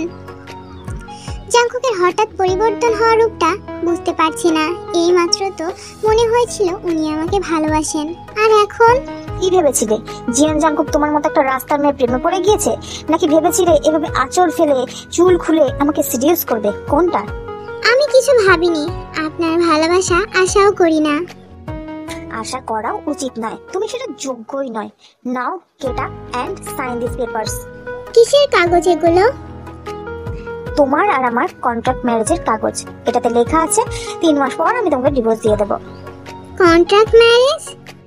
কেন ভুলে গেলে নাকি? দুপুরেই তো বললাম 3 মাসের জন্য তোমাকে বিয়ে করব। আর তুমি তো জানোই আমার কত টাকা। সে টাকা দিয়ে নিমেষেই সব পেপারস আমি রেডি করে ফেলেছি। জাংকুকের দেওয়া কাগজগুলো আমার হৃদয় ক্ষতবিক্ষত করে দিচ্ছে। বিয়ের রাতেই নিজের ডিভোর্স পেপারে সই করতে হবে আমাকে। এমন ভাগ্য নিয়ে কটা মেয়ে পৃথিবীতে আসে? আমি কি সত্যিই এত খারাপ একটা মেয়ে যে আমার ভাগ্যে কোনো সুখী বেশি দিন টিকে না? কোন খেয়ালে ডুব দিলে? Sign the papers first. দু চোখের কান্নিস বেয়ে গড়িয়ে পড়া জল আড়ালে মুছে ফেললাম। কাপা কাপা হাতে সাইন করে দিলাম। বৈবাহিক জীবনে শুরু করার আগেই ডিভোর্সের চুক্তি করে নিলাম। অবশ্য ওনার দোষ নেই এতে। উনি তো আগেই বলেছিলেন তিনি 3 মাসের জন্য আমাকে বিয়ে করবেন। আমিও সেই সত্যি রাজি হয়ে টাকাটা নিয়েছিলাম। নিজের মনকে যতই মানাচ্ছি যে এইসব হওয়ারই ছিল, তবুও কেন যেন বুকের বাঁ পাশটা অসম্ভব যন্ত্রণা হচ্ছে। মনে হচ্ছে কলিজাটা ছিঁড়ে বেরিয়ে আসবে কিছুক্ষণের মধ্যে। নিজেকে যথাসম্ভব স্থির রেখেছি, চোখের জলেও আটকে ধরে রেখেছি। জাংকুকের সামনে কিছুতেই নিজেকে দুর্বল দেখানো যাবে না। জাংকুকের কন্ট্রাক্ট এর কাগজগুলো সযত্নে আলমারিতে রেখে আমার দিকে এগোতে লাগলেন। কিছুক্ষণ আগেও তার হাত থেকে পালানোর চেষ্টা করছিলাম, কিন্তু এখন আর সেই শক্তিও নেই। এক টুকরা কাগজ আমার সব শক্তি শুষে নিয়েছে। উনি আমার কাছে এসে আচমকা আমাকে পাজা কোলে তুলে নিলেন। আমাকে কোলে নিয়ে উনি ব্যালকনির দিকে হাঁটা ধরলেন। কিছুই বুঝতে পারছি না উনি কি করতে চাচ্ছেন। উনি আমাকে ব্যালকনির ঠিক মাঝ বরাবর নিয়ে গিয়ে ঠাস করে নিচে ফেলে দিলেন। নিচে পড়তেই আমি ব্যথায় কুঁকড়ে উঠলাম। কোমরে ভীষণ ব্যথা পেয়েছি এইভাবে এত উঁচু থেকে ফেলে দেওয়ার জন্য। এটাই তোমার আসল জায়গা। টাকার লোভে আমাকে বিয়ে করেছো, তাই না? এখন বুঝবে এই বিয়ের মজা। মাত্র 3 মাস তুমি আমার কাছে থাকবে, আর এই 3 মাসে কষ্ট কি জিনিস সেটা তোমাকে আমি হাড়ে হাড়ে টের পাইয়ে দেবো। জাংকুক আমার পাল্টা উত্তরের আশায় দাঁড়িয়ে আছেন, কিন্তু আমি চুপ করে আছি। প্রতিবার এই তর্ক আর ভালো লাগে না। উনি কিছুক্ষণ দাঁড়িয়ে থেকে উত্তর না পেয়ে সেখান থেকে চলে গেলেন। যাওয়ার সময় গ্লাসগুলো লক করে গেলেন যাতে আমি ভিতরে ঢুকতে না পারি। আকাশে মেঘেরা জড়ো হচ্ছে ধীরে ধীরে। হয়তো কিছুক্ষণের মধ্যেই আকাশের বুক ছিঁড়ে অজস্র জলরাশি নেমে ধরাকে ভিজিয়ে দেওয়ার কাজে লেগে পড়বে। আমার ধারণাকে সত্যি প্রমাণ করে দিয়ে অল্প কিছুক্ষণের মধ্যেই মুষলধারে বৃষ্টি শুরু হলো। বেলকনিতে কোনো ছাউনি নেই। খোলা আকাশের নিচে দাঁড়িয়ে ভেজা ছাড়া আর কোনো উপায় নেই আমার কাছে। বৃষ্টির জল আমার চোখের জল একে অপরের সাথে মিশে একাকার হয়ে যাচ্ছে। জানি না কতক্ষণ ভিজেছিলাম আর কখন জ্ঞান হারিয়ে ফেলেছিলাম। ঘুম ভাঙতেই নিজেকে জাংকুকের বিছানায় আবিষ্কার করলাম, ব্ল্যাঙ্কেট জড়ানো গায়ে। রাতের শাড়িটাও চেঞ্জ, চুলগুলো এখনো খানিকটা ভিজা মনে হচ্ছে। ভোরের দিকে আমাকে ঘরে এনেছেন জাংকুক। ঘড়িতে 8টা বাজে। হয়তো অফিসের জন্য বেরিয়ে পড়েছেন উনি। বিছানা ছেড়ে উঠে আলমারি খুলতেই আমি হতবাক। পুরো আলমারির অর্ধেকটা জুড়ে মেয়েদের জিনিসপত্র। উনি হয়তো করেছেন এসব। একটা দীর্ঘ নিঃশ্বাস ফেলে একটা শাড়ি হাতে নিয়ে ওয়াশরুমে চলে গেলাম। জাংকুকের বাড়িতে না থাকার সুযোগ নিয়ে শ্রেয়াকে দেখার জন্য বেরিয়ে পড়লাম, কিন্তু হাসপাতালে গিয়ে যা শুনলাম তাতে মনে হলো আমার পায়ের নিচ থেকে মাটি সরে যাচ্ছে। শ্রেয়া নামের কোনো পেশেন্ট হার্ট ট্রান্সপ্লান্টের জন্য এই হসপিটালে ভর্তি ছিল না। হসপিটালের রেকর্ড যদি বিশ্বাস করি তাহলে এতদিন যা হয়েছে তা কি ছিল। তাই নিজে আমাকে বলেছিল শ্রেয়া অসুস্থ। আমি নিজে শ্রেয়াকে হাসপাতালে ভর্তি দেখেছিলাম। আর ভাবতে পারছি না, মাথা ঘুরছে আমার। এসব কি হচ্ছে? শ্রেয়ার জন্য আনা টাকা, তাহলে কি কায় আমাকে ধোকা দিয়ে টাকাগুলো নিয়েছে? শ্রেয়ার অসুস্থতার মিথ্যে কথা বলেছে আমাকে, নাকি শ্রেয়ার অবস্থা অনেক বেশি খারাপ হয়ে গেছে? না, আমাকে সবটা জানতে হবে। কায়ের সাথে কথা বলতে হবে। হাসপাতাল থেকে সোজা কায়ের বাড়িতে এসে উঠলাম। কায়ের বাড়ির সদর দরজা খোলা থাকায় ডাকাডাকি না করে সরাসরি ভিতরে ঢুকে পড়লাম। ড্রয়িং রুমের সোফায় কায় বসে আছে, তার কোলে একটা মেয়ে বসে আছে, ঠোঁটে অনবরত চুমু খেয়ে যাচ্ছে। মেয়েটি আমার বয়সী। তাদের এই অবস্থা দেখে তাদের মধ্যকার সম্পর্কটা খুব ভালোভাবে আন্দাজ করতে পারছি। এই তাহলে কায়ের আসল চেহারা। আর এতদিন সে আমার প্রতি বিশ্বাস আর মায়ার নাটক করেছেন। কায় আমাকে দরজার সামনে দাঁড়ানো দেখে ধরফরিয়ে উঠে দাঁড়ালো। তার সাথে মেয়েটি কোনো মতে মুখ লুকিয়ে সেখান থেকে পালিয়ে গেল। কায় ভূত দেখার মতো চমকে উঠে আমার দিকে তাকিয়ে আছে। এইটাই তাহলে আপনার আসল রূপ, তাই না? কেন করলেন কাই? কেন আমার সাথে এত বড় খেলা খেললেন? তুমি ভুল ভাবছো, বিশ্বাস করো। বিশ্বাস? তাও আবার আপনাকে? আমার নিজের চোখকে আমি কিভাবে অবিশ্বাস করব? আপনি এতটা নীচ, আপনি এসব ছি। আমাকে ক্ষমা করে দাও তে, আমি ভুল করে ফেলেছি। আসলে নিজেকে নিয়ন্ত্রণ করতে পারিনি। তো তুমি তো জানো, তোমার দিদিয়া যাওয়ার পর থেকে আমি একাই ছিলাম। ভেবেছিলাম সেদিন তোমার সাথে বিয়ে হলে একজন সঙ্গী পাবো, কিন্তু বিয়েটাও হলো না। আর আজ নিজেকে নিয়ন্ত্রণ করতে না পেরে প্লিজ আমাকে ক্ষমা করে দাও। আপনার কি মনে হয় আপনাকে আমি এই কারণে বিয়ে করতাম? ছি, আপনার মন মানসিকতা এতটা বাজে আমার জানা ছিল না। আপনার আর আমার বিয়ের একমাত্র কারণ ছিল শ্রেয়া। শ্রেয়ার জন্যই আপনাকে বিয়ে করতে যাচ্ছিলাম। আর সেই শ্রেয়ার অসুস্থতার নাটক করছেন আপনি। আপনার কি একবারও রুহ কাঁপেনি নিজের মেয়ের জীবন নিয়ে মিথ্যা বলতে? এসব তুমি কি বলছো? মিথ্যে নাটক? আর অভিনয় করতে হবে না, আমি জানি আপনি অনেক ভালো অভিনেতা। আমি হসপিটাল থেকে আগে সব জেনে এসেছি। ওহো, তাহলে সব জেনেই গেছো? হ্যাঁ, আপনার মতো একটা নীচ মানুষের কথায় বিশ্বাস করে আমি নিজেকে বিক্রি করে দিয়েছি। নিজের আত্মসম্মানকে নিজের হাতেই খুন করেছি, শুধুমাত্র শ্রেয়াকে বাঁচানোর জন্য। কিন্তু আমি তো জানতামই না বাবা নামক এই কীটটা এতটাই খারাপ যে নিজের মেয়েকে নিয়ে মিথ্যা বলে টাকা হাতায়। আপনি বাবা হওয়ার যোগ্যই নন। বাবা নামের কলঙ্ক আপনি। অনেক বড় বড় কথা বলতে শিখে গেছিস দেখছি। তা এত সাহস কোথায় পেলি? চাঙ্কুক দিয়েছে বুঝি? আমার মেয়ের মরার নাটক করি বা মেয়েকে মেরে ফেলি, তাতে তোর কি আসে যায়? মেয়েটা তোর নয়, আমার মেয়ে, আমার অধিকার। এতই যখন অধিকার ফলানোর ইচ্ছা, তাহলে একটা মেয়ের জন্ম দিয়ে দে না। আর আমার ক্যারেক্টার সার্টিফিকেট কে চেয়েছে তোর কাছে? তুই নিজেও তো জাঙ্কুকের সাথে রাত কাটিয়েছিস, এখনো কাটাচ্ছিস। রাতের অন্ধকারে বন্ধ দরজার আড়ালে জাঙ্কুক আর তোর মাঝে কি হয় আমি বুঝি না ভেবেছিস? আর কিছু বলার আগে কাই আমার গালে ঠাস করে একটা থাপ্পড় বসিয়ে দিল। আরে থাম, যত শুনছি ততই শোনাচ্ছিস। বেরিয়ে যা আমার বাড়ি থেকে। আমার মেয়ের সীমানায় যেন আমি তোকে কখনো না দেখি। শ্রেয়া আমার মেয়ে, আর আমার মেয়ের আশেপাশে থাকার অধিকারও আমি তোকে দেব না। ছি, আপনার এই নোংরা মুখ দিয়ে এসব কথা বের হতে পারে? কাই আমার হাত ধরে টেনে আমাকে বাড়ি থেকে বের করে দিয়ে দরজা ভিতর থেকে বন্ধ করে দিলেন। কাই, এমন করবেন না প্লিজ। আমাকে শ্রেয়া থেকে দূরে করবেন না। আমি মরে যাব শ্রেয়াকে ছাড়া। প্লিজ দরজাটা খুলুন। শ্রেয়া আমার কলিজার টুকরা কাই, ওকে ছাড়া আমি বাঁচবো না। আমি যে ওর মা কাই। আমার বেঁচে থাকা শেষ অবলম্বনটুকু কেড়ে নেবেন না প্লিজ কাই।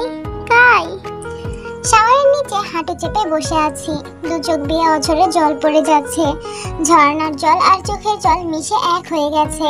সকালে হসপিটালে গিয়ে শ্রেয়ার অসুস্থতার মিথ্যা নাটকের কথা জেনেছি।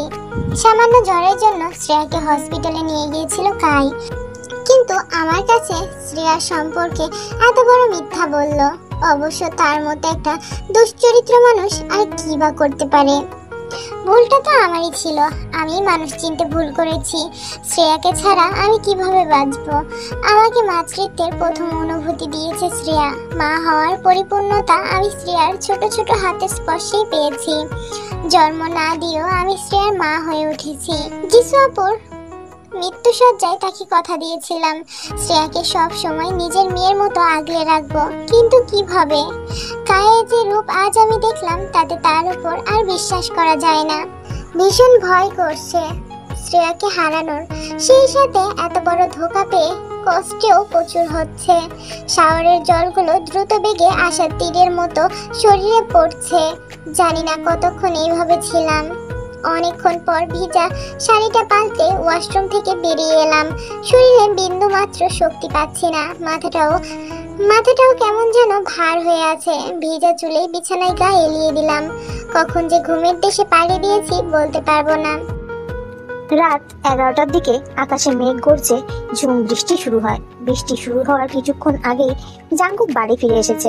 ঘরে ঢুকে সে তেয়াংকে ঘুমন্ত অবস্থায় পায়। ল্যাপটপটা রেখে টি শার্ট আর ট্রাউজার নিয়ে ওয়াশরুমে ঢুকে পড়ে সে। বেশ লম্বা একটা শাওয়ার নিয়ে বেরিয়ে এসে তেকে আগের মতোই ঘুমিয়ে থাকতে দেখে কিছু একটা খটকা লাগে তার। বিছানার কাছে এগিয়ে এসে তে কপালে হাত রাখতেই চমকে ওঠে। জ্বরে যে তের গা পুড়ে যাচ্ছে। এই জ্বরটা যে কাল সারা রাত ব্যালকনিতে দাঁড়িয়ে থাকায় হয়েছে সেটা সে ভালোই বুঝতে পারছে। জাঙ্কুক তেকে অনেক ডাকাডাকি করে, কিন্তু তে কোনো সাড়া দেয় না। রাত প্রায় 12টার কাছাকাছি। তার উপর মুষলধারে বৃষ্টি হচ্ছে।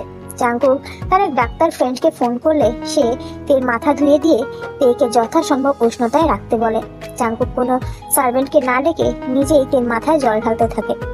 অনেকক্ষণ জল ঢেলে দিয়ে শরীর মুছিয়ে দেওয়ার পর তের জ্বর হালকা একটু কমে এলে জাঙ্কুক ক্লান্ত শরীরে তের পাশেই ঘুমিয়ে পড়ে।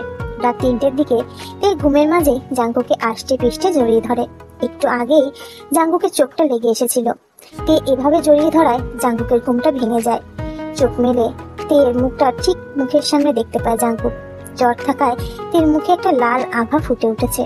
সেই সাথে তার গরম নিঃশ্বাস জাঙ্কুকের চোখে মুখে আঁচড়ে পড়ছে। জাঙ্কুক বাম হাত দিয়ে আলতো করে তের কপালে এলোমেলো হয়ে পড়ে থাকা চুলগুলোকে সরিয়ে দিল। তের ঘুমন্ত লালচে মুখটা জাঙ্কুকের চোখে নেশা ধরিয়ে দিচ্ছে। তের হালকা গোলাপি ওষ্ঠদ্বয় জ্বরের কারণে শুকিয়ে গেছে। জাঙ্কুকের ইচ্ছে করছে তের চোখে মুখে ভালোবাসার পরশ ছুঁয়ে দিতে, শুকনো ঠোঁটদ্বয় ভালোবাসার স্পর্শ দিয়ে ভিজিয়ে দিতে। জাঙ্কুক পরেক্ষণে নিজেকে সামলে ওর থেকে দূরে সরে আসে। সে যা করতে যাচ্ছে এটা ঠিক না। তের অবচেতন অবস্থার সুযোগ নিয়ে কিছু করা উচিত না। জাঙ্কুক একটু সরে গেলে তে অর্ধচেতন অবস্থায় জাঙ্কুকের দিকে আবার এগিয়ে গিয়ে জাঙ্কুককে জড়িয়ে ধরে। এবার আর জাঙ্কুক তের ভালোবাসার উষ্ণতাকে অগ্রাহ্য করতে পারে না। সে নিজেও তেকে সমস্ত শক্তি দিয়ে নিজের সাথে মিশিয়ে নেয়। তে অন্তর্জ্ঞানী অবস্থায় থাকলেও জ্বরের ঘরে কোনো বাধাই দিচ্ছে না। জাঙ্কুকের ভালোবাসায় সাড়া দিয়ে সে জাঙ্কুকের ঠোঁটে নিজের ঠোঁটটা চেপে ধরলো। বাইরে বৃষ্টির বেগ যেন আগের থেকেও অনেকাংশে বেড়ে গিয়েছে। সেই সাথে পাল্লা দিয়ে বইছে ঝোড়ো হাওয়া। মনে হচ্ছে সব যেন লন্ডভন্ড হয়ে যাবে আজ রাতেই। সারা রাতের বর্ষণ শেষে ভোরের দিকে বৃষ্টিটা থামে। সকালে প্রায় অনেক বেলা করে ঘুম ভাঙলো। চোখ খুলতেই মাথায় ভীষণ যন্ত্রণা করছে। হঠাৎ এত মাথা ব্যথার কারণ অনুসন্ধান করতে উঠতে গেলেই শরীরের উপর ভারী কিছু অনুভব করলাম। পাশ ফিরে তাকাতেই আমার চোখ কপালে উঠে গেল। জাঙ্কুক আমাকে জড়িয়ে ধরে ঘুমিয়ে আছেন। দুজনের একজনের শরীরেও কাপড় ঠিক মতো নেই। কাল রাতে কি হয়েছে কিছু মনেও নেই, তবে এটা বুঝতে পেরেছি কিছু হওয়ার আর বাকি নেই, যে উনি আমার অচেতন অবস্থায় হওয়ার সুযোগ নিয়েছেন। জাঙ্কুক আমার সাথে এমনটা কিভাবে করতে পারেন? শেষ পর্যন্ত এইভাবে আমাকে ইউজ করলেন। সবাই একই রকম। কাই ধোকা দিল, আর জাঙ্কুক এইভাবে আমার সম্মান কষ্টে বুকের ভিতরটা দুমড়ে মুচড়ে যাচ্ছে। আমার সাথে সবসময় কেন এমন হয়? কেন আমাকে সবসময় কষ্টের ভুক্তভোগী হতে হয়? কেন? জাঙ্কুককে নিজের উপর থেকে সরিয়ে নিয়ে নিচে পড়ে থাকা কাল রাতের শাড়ি উঠিয়ে কোনো মতে শরীরে পেঁচিয়ে ওয়াশরুমে চলে গেলাম। রাগে কষ্টে ক্ষোভে আমার নিজের চুল নিজেই ছিঁড়তে মন চাচ্ছে। বেটা বজ্জাত আমার সুযোগ নিয়েছে, এখন নাকে তেল দিয়ে ঘুমোচ্ছে। মনে মনে ওনার 14 গোষ্ঠী উদ্ধার করে গোসল সেরে নিলাম। ওয়াশরুমে আয়নায় নিজের দিকে তাকিয়ে নিজেই কেমন যেন লজ্জা লাগছে। ওয়াশরুম থেকে বেরিয়ে জাঙ্কুককে ঘরে পেলাম না। উনি ঘুম থেকে উঠে ব্যালকনিতে গিয়ে দাঁড়িয়ে আছেন। ওনাকে দেখে আমার কষ্টটা পুনরায় মাথা চাড়া দিয়ে উঠল। তবুও নিজেকে যথেষ্ট সংযত রেখে চুল আঁচড়াতে মনোযোগ দিলাম। তে তোমার জ্বর কমেছে? রাতে তো জ্বরে গা পুড়ে যাচ্ছিল। তারপর আপনি আমার অচেতন হওয়ার সুযোগ নিয়ে আমাকে নিজের করে নিলেন, এই তো? হোয়াট? আমি তোমার সুযোগ নিয়েছি? আর নয় তো কি, জোরপূর্বক এই ধরনের অসভ্যতামি করেছেন আপনি। এক্সকিউজ মি, আমি জোরপূর্বক কিছুই করিনি। তুমি আমার দিকে এগিয়ে এসেছিলে। আমি একবার দূরে সরে গেলে তুমি আবার আমার কাছে এসেছিলে। একদম মিথ্যা বলবেন না। মিথ্যা বললে আপনার সবগুলো দাঁত পড়ে যাবে। আমার আর খেয়ে দিয়ে কাজ নেই, তাই না, যে আপনার কাছে যাব? বাহ, সব ভুলে বসে আছো দেখছি। কাল রাতে যে আমাকে জড়িয়ে ধরে আমার ঠোঁটের উপর হামলা চালালে, তারপর ঠোঁট থেকে উঠে আবার ইজ্জতে হামলা চালালে। ছি ছি, কত মিথ্যা কথা বলতে পারেন আপনি। আমি এমন কিছুই করিনি, যা করার আপনিই করেছেন। সব তুমিই করেছো, আমার কাছে প্রমাণ আছে। দেখবে তুমি কিভাবে করেছো। হ্যাঁ, আমিও দেখতে চাই, দেখান। ঠিক আছে, দেখো তাহলে। ওনার ইহানো কাণ্ডে আমার চোখ কপালে উঠে গেছে। নিজেকে ছাড়ানোর জন্য ওনার বুকে হাত পা ছুটছি, কিন্তু ওনার বাহুডোর থেকে নিজেকে ছাড়াতে পারছি না। কিছুক্ষণ ধস্তাধস্তি করার পর ব্যর্থ হয়ে হাল ছেড়ে দিলাম।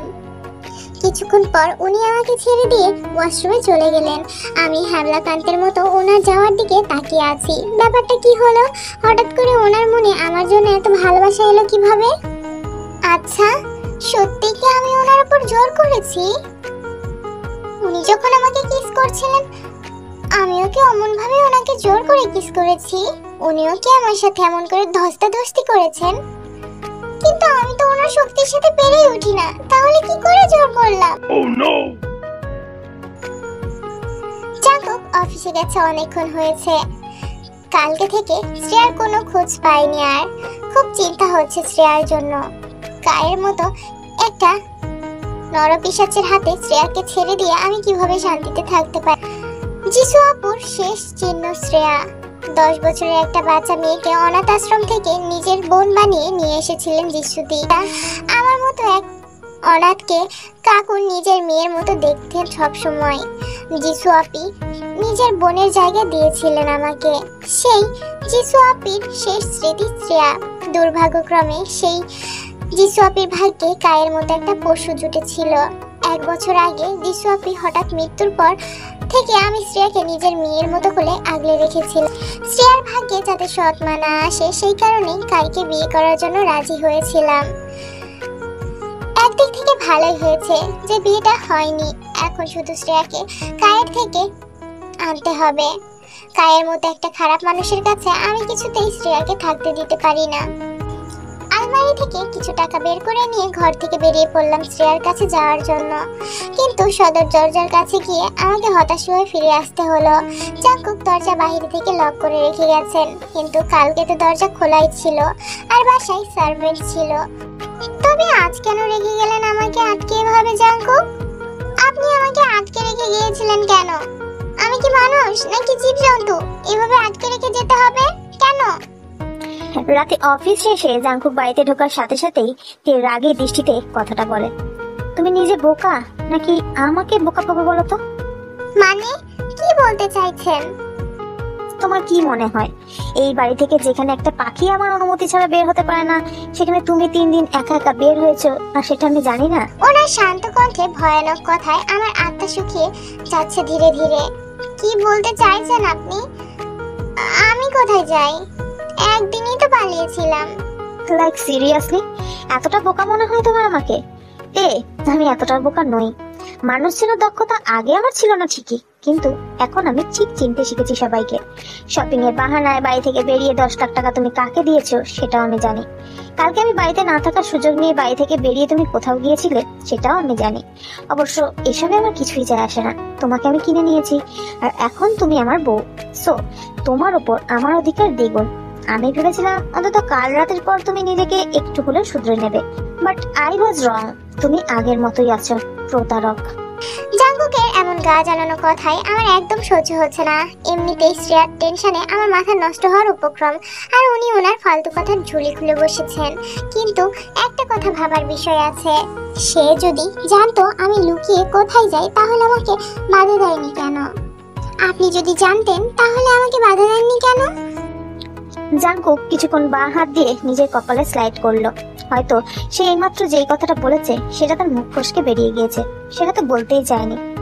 আমি শুধু জানতে চাচ্ছিলাম তুমি আর কতটা নিচে নামতে পারো। কাইকে টাকা দেওয়ার জন্য নিজেকে আমার কাছে বিক্রি করে দিলে, এতটা ভালোবাসো তাকে। আর আমি যে তোমার স্বামী সে খেয়ালটুকু আছে তোমার? কালকেও তুমি কায়ের বাড়ি গিয়েছিলে কেনতে? উত্তর দাও। ওয়াই? এটা আমার নিতান্ত ব্যক্তিগত ব্যাপার, আপনাকে বলতে বাধ্য নই। তুমি কি একবারের জন্য আমাকে বোঝো না? ছাড়ুন আমাকে। কোনো ছাড়াছাড়ি নেই এখন। রাতের জন্য খাবার তৈরি করতে হবে, এখানে কোনো সার্ভেন্ট নেই। জাঙ্কুক আমার বাহু আঁকড়ে ধরে কিছুক্ষণ আমার দিকে স্থির দৃষ্টিতে তাকিয়ে থাকলেন, কিন্তু আমি তার চোখের দিকে তাকাতে পারছি না। হয়তো শ্রেয়ার ব্যাপারটা উনি জানেন না। ওনার হাত থেকে নিজেকে ছাড়িয়ে কিচেনে চলে গেলাম। খাবার টেবিলে ওনার সাথে ভালো মন্দ আর কথা হলো না, তবে ওনার চোখ মুখ দেখে মনে হচ্ছিল উনি রেগে আছেন। কিন্তু আমি নিরুপায়, ওনাকে শ্রেয়ার সম্পর্কে কিছু বলতে পারবো না। ঘুমানোর প্রস্তুতি নিচ্ছিলাম, তখন হঠাৎ করে কেউ পিছন থেকে আমার কোমর চেপে ধরলো। পুরো বাড়িতে একমাত্র আমি আর জাঙ্কুক ব্যতীত অন্য কেউ নেই, তাই লোকটা যে জাঙ্কুক এটা বুঝতে আর বাকি নেই। কিন্তু ওনার এভাবে জড়িয়ে ধরায় আমার অস্বস্তি হচ্ছে। উনি ওনার থুতনি আমার ঘাড়ে ঠেকিয়ে দিয়ে শাড়ির নিচ দিয়ে আমার পেটে হাত রাখলেন। ইচ্ছে করছে একটা ধাক্কা দিয়ে ওনাকে পিছন দিক দিয়ে ফেলে দেই, কিন্তু কেন যেন ভাবনাকে বাস্তবায়িত করতে পারছি না। জাঙ্কুকের গরম নিঃশ্বাস আমার ঘাড়ে এসে পড়ছে, না চাইতে শরীর বারবার কেঁপে উঠছে। উনি ওনার 2 হাত দিয়ে আমার পেটে স্লাইড করছেন। পরিস্থিতি ক্রমশ আরো বেশি অস্বস্তিকর হতে যাচ্ছে। উপায়ন্তর না পেয়ে জাঙ্কুকের পেটে কনুই দিয়ে ঘুঁতো মারলাম এবং ঘরের দিকে ছুট লাগালাম, কিন্তু বেশি দূর আর এগোতে পারলাম না। জাঙ্কুক আমাকে পিছন থেকে হ্যাঁচকা টান দিয়ে নিজের সাথে মিশিয়ে কোলে তুলে নিলেন। জাঙ্কুক, কি করছেন? ছাড়ুন আমাকে। কেন? এসব একদম ঠিক হবে না বলে দিলাম। আপনি আমাকে ছোবেন না। কিন্তু কেন? জানি না, নামান আমাকে। জাঙ্কুক আমার কথায় বিন্দুমাত্র পাত্তা না দিয়ে আমাকে বিছানায় শুয়ে দিলেন। ভয়ে বড়সড় একটা ঢোক গিললাম। আবার ওনাকে বললাম আমাকে ছেড়ে দিতে, কিন্তু আবারও আমার কথা অগ্রাহ্য করলেন। নিজের সমস্ত ভার আমার উপরে ছেড়ে দিলেন, আমার গলায় মুখ ডোবালেন। ধীরে ধীরে আমার ঠোঁট তার নিজের দখলে করে নিলেন, গোটা শরীরে কিস করতে শুরু করলেন। তারপর ধীরে ধীরে আমরা দুজন দুজনের মধ্যে হারিয়ে গেলাম। 1 মাস কেটে গেছে, সাথে আমার বিয়ে।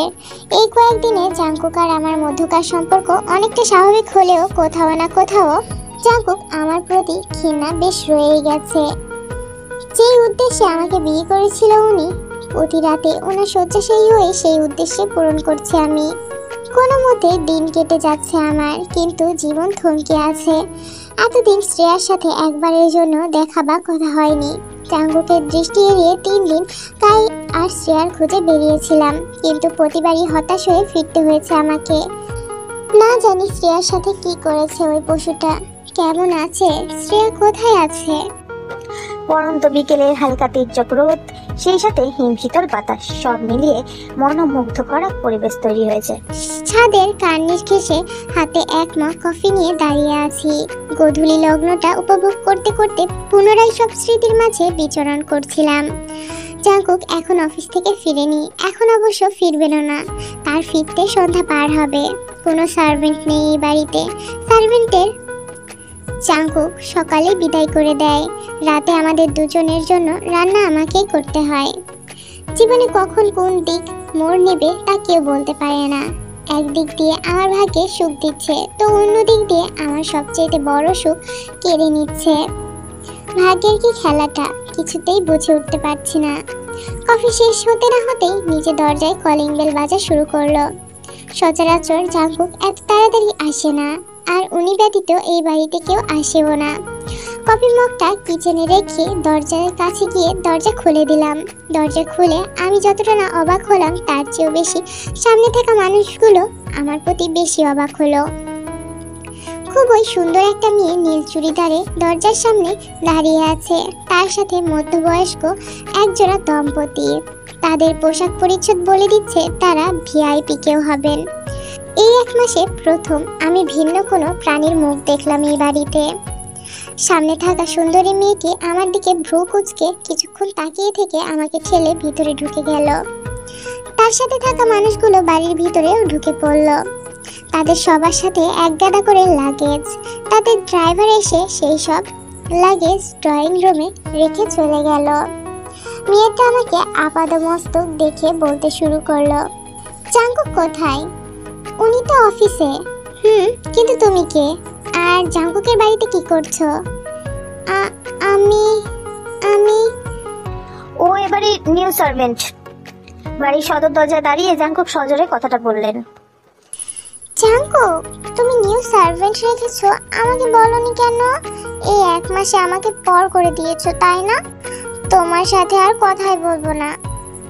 Jenny, don't act childish. তোমরা হঠাৎ এখানে কি করছো? হ্যাঁ, কেন জাঙ্কুক, তোমার বাসায় কি আমরা আসতে পারি না? জেনির সাথে থাকা মহিলাটি জাঙ্কুকের উদ্দেশ্যে প্রশ্নটা ছুড়ল। সেটা আমি বলিনি মম, আমার বাড়ি মানে তোমাদেরও বাড়ি। How are you guys? তার মানে জেনির সাথে যে ভদ্রলোক এবং ভদ্রমহিলা ছিলেন তারা হলো জাঙ্কুকের মা এবং বাবা। আমরা ঠিক আছি জাঙ্কুক, কিন্তু তোমাকে দেখে মনে হচ্ছে না যে তুমি ঠিক আছো। I am fine also. Mom, তোমরা দোতলার ঘরে গিয়ে রেস্ট নাও, লাগেজ আমি পৌঁছে দিচ্ছি। জাঙ্কুকের মা আর তার বাবা দোতলার ঘরে যাওয়ার সাথে সাথে জেনি জাঙ্কুককে চেপে ধরে গালে একটা চুমু বসিয়ে দেয়। তে সেখানে উপস্থিত ছিল। জেনি এভাবে চুমু খাওয়ায় সে স্পষ্ট দেখতে পায় আর মাথা নিচু করে রাখে। এইমাত্র জাঙ্কুক তাকে সবার সামনে বাড়ির কাজের লোক বলে পরিচয় দিয়েছে। ভাবতেই তের বুকটা মুচড়ে উঠল। শেষ পর্যন্ত তার স্বামী তাকে কাজের লোক বানিয়ে দিল। জেনি গেস্ট রুমে চলে গেলে জাঙ্কুক তের হাত ধরে তার ঘরে নিয়ে যায়। তোমাকে কে বলেছিল দরজা খুলতে? প্রতিদিন আমি নিজে থেকে লক খুলে ভেতরে আসি, তাহলে আজ কেন খুলতে গেলে? আমি কিছু বলছি না, মাথা নিচু করে চোখের পানি ফেলছি আর জাঙ্কুকের বলা সব কথাগুলো শুনছি। আমাকে চুপ থাকতে দেখে জাঙ্কুক বিচলিত হয়ে আবার চেঁচাতে শুরু করলেন। আনসার মি ড্যামেজ, দরজা কেন খুলতে গিয়েছিলে? তুমি জেনির সামনে না এলে এত কিছু হতোই না। তোমাকে সার্ভেন্ট বলে পরিচয় দিতে হতো না আমার। আমি তো আপনার টাকায় কিনা গোলাম, তাহলে মানুষের সামনে সার্ভেন্ট বানাতে আর কি আসে যায়? এমনিতেও এই চুক্তির বিনিময়ে আমি মোটা অঙ্কের টাকা নিচ্ছি আপনার কাছ থেকে, তাই আপনার ইচ্ছা মতোই আমাকে চলতে হবে। তের বলা কথাগুলো জাঙ্কুক নির্বাক হয়ে যায়। তে কথাগুলোর পেছনে লুকিয়ে থাকা কষ্টটা জাঙ্কুক বেশ ভালো বুঝতে পারছে, কিন্তু এর মধ্যে তার কিছুই করার নেই। জাঙ্কুক আর টের বিয়ের ব্যাপারটা এই মুহূর্তে সে তার পরিবারকে কিছুতেই বলতে পারবে না। কোনো উপায় না দেখে সে পরিবারের কাছে তেকে সার্ভেন্ট হিসেবে পরিচয় করে দিয়েছে। এখন সবার সামনে সে আর তে এক ঘরে থাকতে পারবে না, কিন্তু তার মুখ দিয়ে এই ঘর থেকে বেরিয়ে যাওয়ার কথাটা যেন বের হচ্ছে না তেকে বলার জন্য। কিছুক্ষণ দুজনের মধ্যেই নীরবতা বিরাজ করলো। তারপর তে নিজে নীরবতা ভেঙে জামা কাপড় গুছাতে থাকলো। কি করছো? আপনার মা বাবা আর হবু স্ত্রীর সামনে আপনি তো আর পরনারীর সাথে এক ঘরে থাকতে পারেন না, তা আবার সে যদি হয় সার্ভেন্ট, তাই নিজের আসল অবস্থানে চলে যাচ্ছি। মানে? ঘাবড়াবেন না, কিচেনে নয়তো চিলেকোঠার ঘরে থাকবো। 3 মাসের আগে আমি বাড়ি ছাড়বো না। জাঙ্কুক আর কিছু বলতে পারলো না। কেন যেন তার মুখ দিয়ে আর কোনো কথা বেরই হচ্ছে না। তে একে একে সব জিনিসপত্র গুছিয়ে নিয়ে ঘর থেকে বেরিয়ে গেল। জাঙ্কুক আগের অবস্থানেই ঠায় দাঁড়িয়ে আছে দরজার পানে তাকিয়ে। চিলেকোঠায় ঘরের এক কোণায় হাঁটুর ভাঁজে মুখ গুজে অঝরে কেটে যাচ্ছি। আমার কষ্ট সহ্য করার সীমা অতিক্রম হয়ে যাচ্ছে। আর পারছি না, আর কত কি সহ্য করব আমি? সহ্যেরও তো একটা সীমা থাকে। ছোট থেকে তো সহ্য করেই আসছি। জন্মের পর মা বাবা তাদের পরিচয় দেয়নি, অনাথ আশ্রমের দরজায় ফেলে দিয়ে চলে গেছে। জীবনের শুরুর 10টা বছর অনাথ আশ্রমে একে একে কাটিয়েছি। যিশু আপু আর কাকুমণি আমার মতো অনাথকে তার মেয়ে বানিয়ে নিজের বাড়িতে নিয়ে গেলেও কাকিমণি কখনো আমাকে আপন ভাবতে পারেনি। জীবন যুদ্ধে সংগ্রামে টিকে থাকতে হয়েছে, জীবন যুদ্ধে সংগ্রাম করেই টিকে থাকতে হয়েছে। অতঃপর ভাগ্যের খেলায় প্রিয়জনকে হারিয়ে হতে হলো নিঃস্ব। প্রিয়জনের ঘৃণা নিয়ে বেঁচে থাকার অভিশাপ পালন করে নিচ্ছি। ভাগ্যের নিষ্ঠুর জুয়া খেলায় আবারও সবার হাতের পুতুল হয়ে গেলাম। যাকে আঁকড়ে ধরে বাঁচতে চেয়েছিলাম সেই স্ত্রী এখন আমার থেকে ক্রমশ দূরে যাচ্ছে। যিনি আমার স্বামী সে সবার সামনে আমাকে সার্ভেন্ট বলে পরিচয় দেয়। অবশ্য তারই বা কি দোষ? বিয়ের শর্তই ছিল 3 মাসের সংসার। ফুলসজ্জার রাতে আমি নিজেই ডিভোর্স পেপারে সাইন করে দিয়েছি। চিলেকোঠার ঘরটাতে জিনিসপত্র আর ধুলো দিয়ে আস্তরণ পড়ে গেছে। চোখের জল মুছে কোমরে আঁচল বেঁধে ঝাড়ু দিয়ে সব পরিষ্কার করে নিলাম। জাঙ্কুকের পরিবারের জন্য রাতের রান্না করলাম। যেহেতু বাড়িতে নতুন সার্ভেন্ট আমি, সেহেতু তাদের খাওয়া দাওয়া শেষ করিয়ে সব কিছু ধুয়ে পরিষ্কার করে রাত প্রায় 11:30টার পরে পুনরায় চিলেকোঠার ঘরে গেলাম। চিলেকোঠার ঘরটা খুব ছোট, জানালা আছে। আমার মতোই বিষণ্ণ রাতের আকাশ দেখার জন্যই হয়তো জানালাটা বানানো। পুরো আকাশ মেঘে ছেয়ে আছে। ইদানিং মেঘ বৃষ্টির পরিমাণ বেড়ে গেছে। আকাশও আমার সাথে পাল্লা দিয়ে অশ্রু বিসর্জন করছে। গুড়গুড় মেঘ ডাকছে, মাঝে মাঝে পুরো ধারাকে আলোকিত করে বিদ্যুৎ চমকাচ্ছে। আলো ছায়ায় সেই খেলা আমি চিলেকোঠার মেঝেতে শুয়ে শুয়ে দেখছি। হঠাৎ দরজায় টোকা পড়তেই উঠে দরজাটা খুলে দিলাম। জাঙ্কুক দাঁড়িয়ে আছে। ওনাকে দেখে আমার বুক কেঁপে উঠল। চোখ মুখ লাল হয়ে আছে ওনার। কেন যেন মনে হচ্ছে উনি এতক্ষণ কান্না করছেন, কিন্তু উনি কেন কান্না করবেন? দরজা খুলে দিয়ে আমি ভিতরে চলে এলাম। উনি পিছন থেকে দরজা বন্ধ করে দিয়ে এসে আমাকে জড়িয়ে ধরলেন। ওনার গরম নিঃশ্বাস আমার গলায় পড়ছে। অন্য কোনো দিন হলে হয়তো আমার মধ্যে কিছুটা পরিবর্তন হতো, কিন্তু আজ প্রতিটা স্পর্শ আমার শরীরে ধারালো তীরের মতো বিচ্ছে। উনি আমার গলায় ঘাড়ে অনবরত চুমু খেয়ে যাচ্ছেন, গলা থেকে ঠোঁটে ঠোঁটে ঠোঁট ছোঁয়াতে গেলে আমি বাধা দেই। জিয়ন জাংকুক একটা সার্ভেন্টের সাথে এই ধরনের সম্পর্ক রাখে, লোকে জানলে কি বলবে আপনাকে?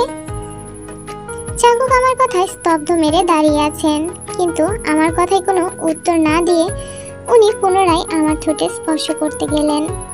আমার ধৈর্যের বাঁধ ভেঙে যায়। জাংকুককে একটা ধাক্কা দিয়ে নিজের কাছ থেকে সরিয়ে দিলাম। শরীর ছাড়া কি আপনি কিছুই বুঝেন না, না কিছু দেখেন না?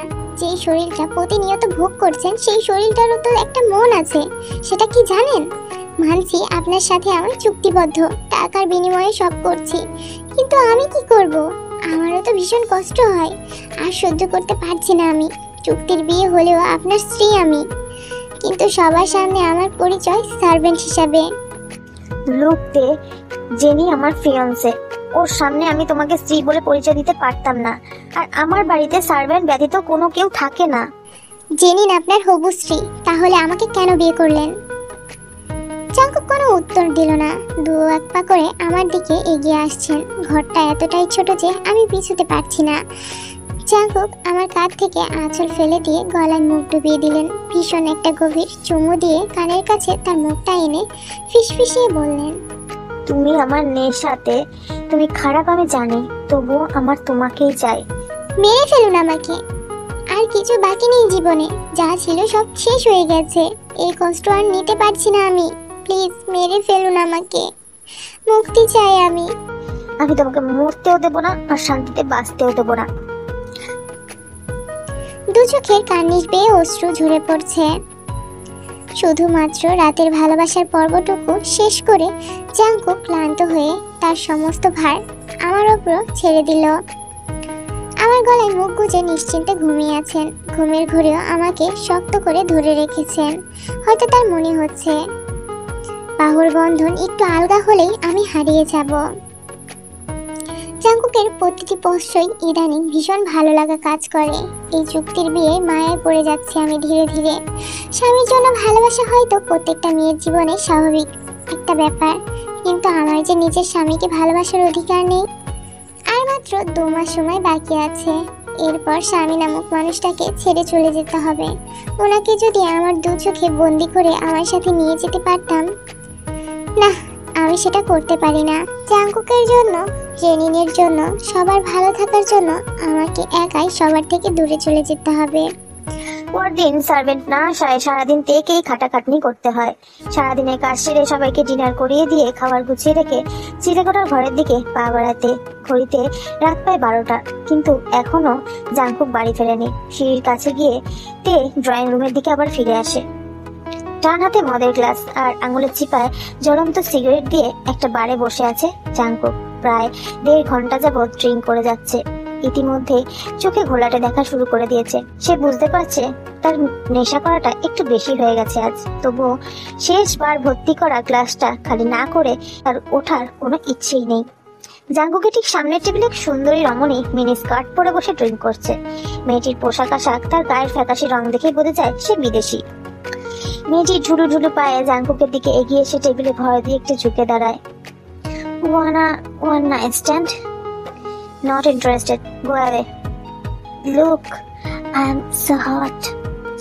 I am not interested. Leave me alone. Just look at me. You will find me interesting. My wife is more hot and beautiful than you. Now get lost from here. জাংকুকের মুখে এরকম কথা শুনে মেয়েটি আগুন হয়ে সেখান থেকে চলে যায়। বেশ কিছুক্ষণ পুরো ড্রয়িং রুমে পায়চারি করে ওনার ফেরার অপেক্ষা করলাম, কিন্তু ওনার ফিরে আসার কোনো লক্ষণ দেখলাম না। ড্রয়িং রুমে রাখা ল্যান্ডলাইনের ফোনটা হাতে নিলাম ওনাকে ফোন করার জন্য। ঠিক তখনই কলিং বেল বেজে উঠল। ফোনের স্পিকারটা নিচে রেখে দরজায় ছুট লাগালাম। জাংকুকের বডিগার্ড জাংকুককে ধরে রেখেছে, আর উনি মাতাল হয়ে আছেন। ওনার বডিগার্ডকে বিদায় করে দিয়ে ওনাকে জড়িয়ে ধরে ধীরে ধীরে ঘরে এনে শুয়ে দিলাম। ওনার শরীরে থেকে মদের বিশ্রী গন্ধ আসছে, জানি না কত মদ গিলেছেন। ওনার শার্ট খুলে দিয়ে উঠে আসতে গেলে উনি আমার হাত ধরে হ্যাঁচকা টান দিয়ে নিজের বুকের উপর ফেলে দিলেন। নেশার ঘরে জাঙ্কুক বারবার আমার নাম নিচ্ছেন। আচ্ছা, উনি কি আমার প্রতি দুর্বল হয়ে পড়ছেন? না, আমি তো সেটা হতে দিতে পারি না। ওনার মনে আমার জন্য শুধু ঘৃণা থাকবে, ওনার ভালোবাসার যোগ্য আমি নই।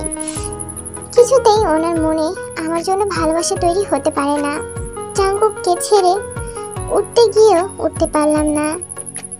কেন যেন আজকে ভীষণ কষ্ট হচ্ছে। বারবার মনে হচ্ছে ওনাকে আমি হারিয়ে ফেলবো। যদিও কিছুদিন পর এটাই সত্যি হবে, তবুও মেনে নিতে বড্ড কষ্ট হচ্ছে। ওনার বুকের উপর মাথা রেখে দু হাতে ওনাকে জড়িয়ে ধরে ঘুমিয়ে পড়লাম। দরজায় কারো জোরে ধাক্কা দেওয়ার শব্দে আমার ঘুম ভেঙে গেল। চোখ খুলতেই নিজেকে জাঙ্কুকের বুকে পেলাম। বাইরে অনেক বেলা হয়ে গেছে আর আমার চোখ খুলেনি। নিজেকে সামলে উঠে বসলাম। দরজায় ধাক্কার পরিমাণ বেড়েই চলেছে। শাড়ির আঁচল ঠিক করে উঠে গিয়ে দরজা খুলে দিলাম। দরজার বাইরে জেনিন চোখ মুখ গরম করে তাকিয়ে আছে। তুমি আমার জাঙ্কুকের ঘরের ভিতরে কি করছো? তাও আবার বন্ধ দরজার আড়ালে। জাঙ্কুকের অচেতন হওয়ার সুযোগ নিচ্ছ, তাই না? না না, ছি, এসব কি বলছেন? আমি তো এই ঘরে। তুমি তো এই ঘরে কি? বলো বলো, মুখে তালা মেরেছো কেন? আসলে আপনি ভুল ভাবছেন। ভুল? আমি একদম ঠিক ভাবছি। আমার তো কালকেই সন্দেহ হয়েছিল তোমাকেই বাড়িতে দেখে। আমার জাঙ্কুককে ফাঁসানোর জন্য এসব করছো, তাই না? আপনি ভুল ভাবছেন। ও জাস্ট শাট আপ। তুমি একটা ক্যারেক্টারলেস মেয়ে। নিজের রূপ দেখিয়ে আমার জাঙ্কুকের টাকা হাতাতে চাও, তাই না? এত টাকা লোভ তোমার। তুমি তোমার এই উদ্দেশ্যে কখনোই সাকসেসফুল হবে না। দেখুন, আপনি আমার কথাটা তো শুনুন। কি শুনবো? কি শুনবো? তুমি আমার জাঙ্কুকের নেশার ঘরে হওয়ার সুযোগ নিয়ে ওর সাথে এক ঘরে থাকছো সারা রাত। এখন কিছুদিন পরে প্রেগনেন্ট হওয়ার নাটক করে টাকা ডিমান্ড করবে, তাই তো? ছি, কি সব বলছেন? তোমার সব খেলা আমি আজকেই শেষ করে দিব। বেরিয়ে যাও আমার বাড়ি থেকে। জেনিন আমার হাত ধরে আমাকে টানতে লাগলেন। ঠিক তখনই পিছন থেকে অন্য হাতে টান অনুভব করলাম।